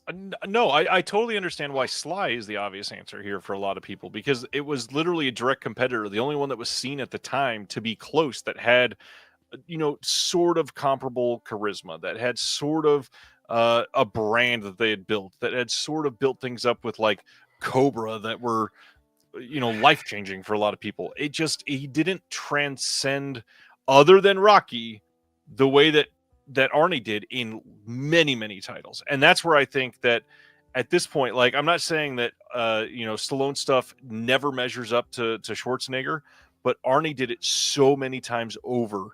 It's hard to stand up against that. You might not say it, but I will. I think if you compare Sylvester Stallone to Arnold Schwarzenegger, the obvious pick is Arnold Schwarzenegger. I'm not even sure what metric you would use to put one over the other. Just Oscars, I guess. That's it. Like the critical reception. But like, again, the Gulliver's Travels of it all, like, it's a lot harder to make people laugh than it is to like make people think and be serious. Like, making people laugh is hard. It's not easy. It's not. And like, to discount that, like, Schwarzenegger's comedic timing is impeccable. Terminator 2 has really funny moments. The Terminator has really funny moments. Most of Schwarzenegger's movies are kind of comedically, like, laced. And, there's nothing wrong with that. So short point of order. We have spent very little time talking about how literally Terminator 1 and Terminator 2 Judgment Day are both nearly perfect films. They are perfect in films. Two different genres that are masterpieces of cinema for so many different ways. The first movie is a pitch perfect, literally a slasher film. And the second movie is the exact like blueprint for action films for the rest of history. They are so well directed. They are so well acted. They're both great scripts. It is so crazy that what is it, 7 years apart, 8 years apart, that Cameron was able to get these two pieces of exact lightning in a bottle that were connected to be this goddamn good. And they didn't get enough attention earlier tonight. I just want to say, just astonishing cinema. Yeah, the original, like, talk about chasing the white dragon. I mean, they've been chasing Terminator 2 since that film came out. Like, the closest they came was effectively a stage play at Universal Studios that no longer exists at most of the parks. Yeah. Terminator 1 is... Terminator 1 is a perfect horror movie. Terminator 2 is how you make an action movie with sci-fi in it that doesn't get in the way and like doesn't alienate the audience in a way that like so many directors are like convinced sci-fi and genre film will alienate the audience. Like, it's two robots in that movie, but yet the fact that they're robots isn't really the important part of the movie. Like, it's grounded so much in like that human performance of Edward Furlong, who, like, if you want to give somebody an Oscar for like you're in one good thing for the most part. Like, again, I know Detroit Rock City, people get upset about Edward Furlong, but like, tell me something better. American History X? Oh, come on. But is he better in anything than he is in Terminator 2? No, of course not. Right. And like, that's like a pitch perfect performance by a child actor on top of everything else. Like, there's nothing better than watching Terminator 1, watching Terminator 2, and then not watching anything else. And you have to watch Terminator 2 with the ending that has like the actual ending, because there are versions of the movie that don't have actual endings. But you can watch the version of the movie that has nothing past it. And to your point, like, genre pivot, James Cameron involved in one of the best genre pivots ever, and then technically involved, to go back to the Ridley Scott of it all in Blade Runner, another perfect genre pivot with Alien and Aliens 2, or Aliens, I guess. Alien and Aliens. Like, again, pivoting from action to horror or horror to action. Yep. And James Cameron does it both times. It's a weird life. I mean, good for him. And True Lies. I mean, he directed True Lies on top of everything else. And he refuses to direct anything other than the Avatar movies now. So there you go. Fine. Fine, James Cameron. Fine. I'm not the only one who's disappointed that that's all he's directing now, right? I can't be the only one. I think most people are. Actually. Okay, we're all just sitting here pretending like the Avatar films are good enough. But it's like, this guy directed Terminator 1, 2, and Aliens, like, and True Lies, which, even though it's like very anti-Islamic, like, and Piranha 2. Wait. I mean, again, like, and yet now it's just like we have to wait 12 years to get like a shitty Avatar movie that's 3.5 hours long. Come on, man. That stinks. He's a film visionary. He's an auteur. He's an auteur the way a lot of people aren't. Yeah, exactly. I was going to mention The Abyss. Like, a movie. Yeah, again, like, he's an auteur the way Peter Jackson is. Like, in that same weird class. And he uses AI to ruin his movie. Also that. Like, you can't talk about Arnold Schwarzenegger without having a conversation, at least for a moment, about James Cameron.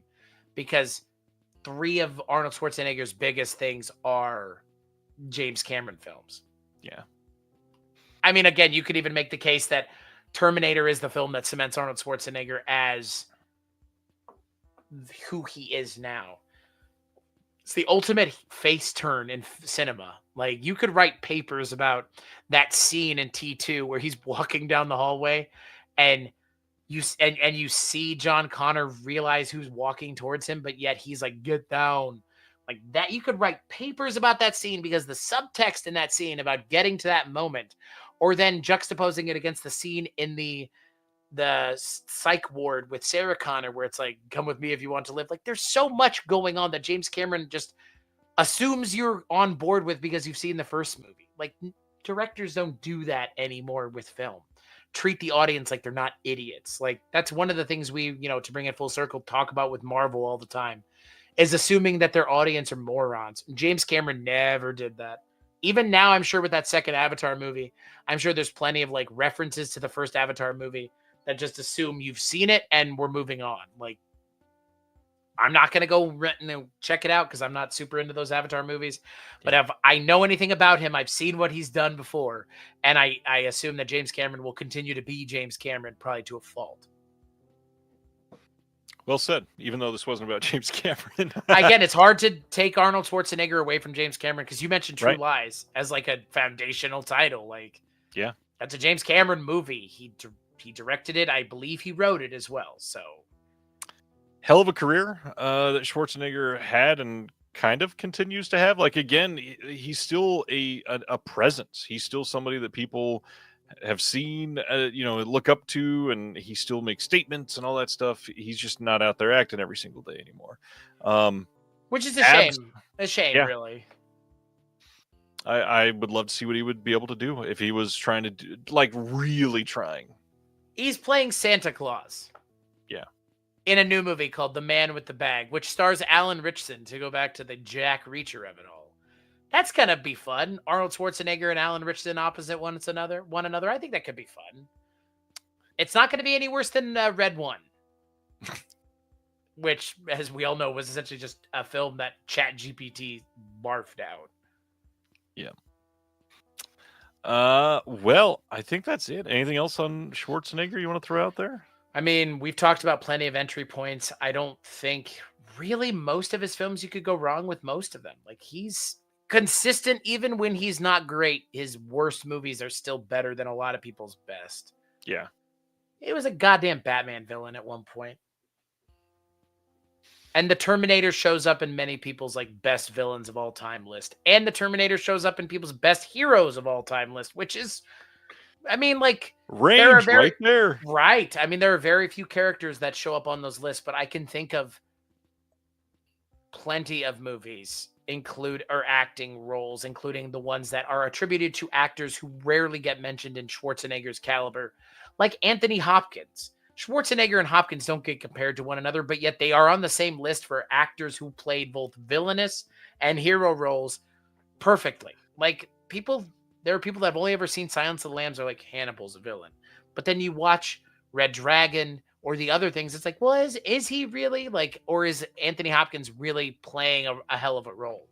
And like, there are very few actors that have that amount of range, and Schwarzenegger is one of them, which someone saying he has range is not something I feel like people say about Schwarzenegger.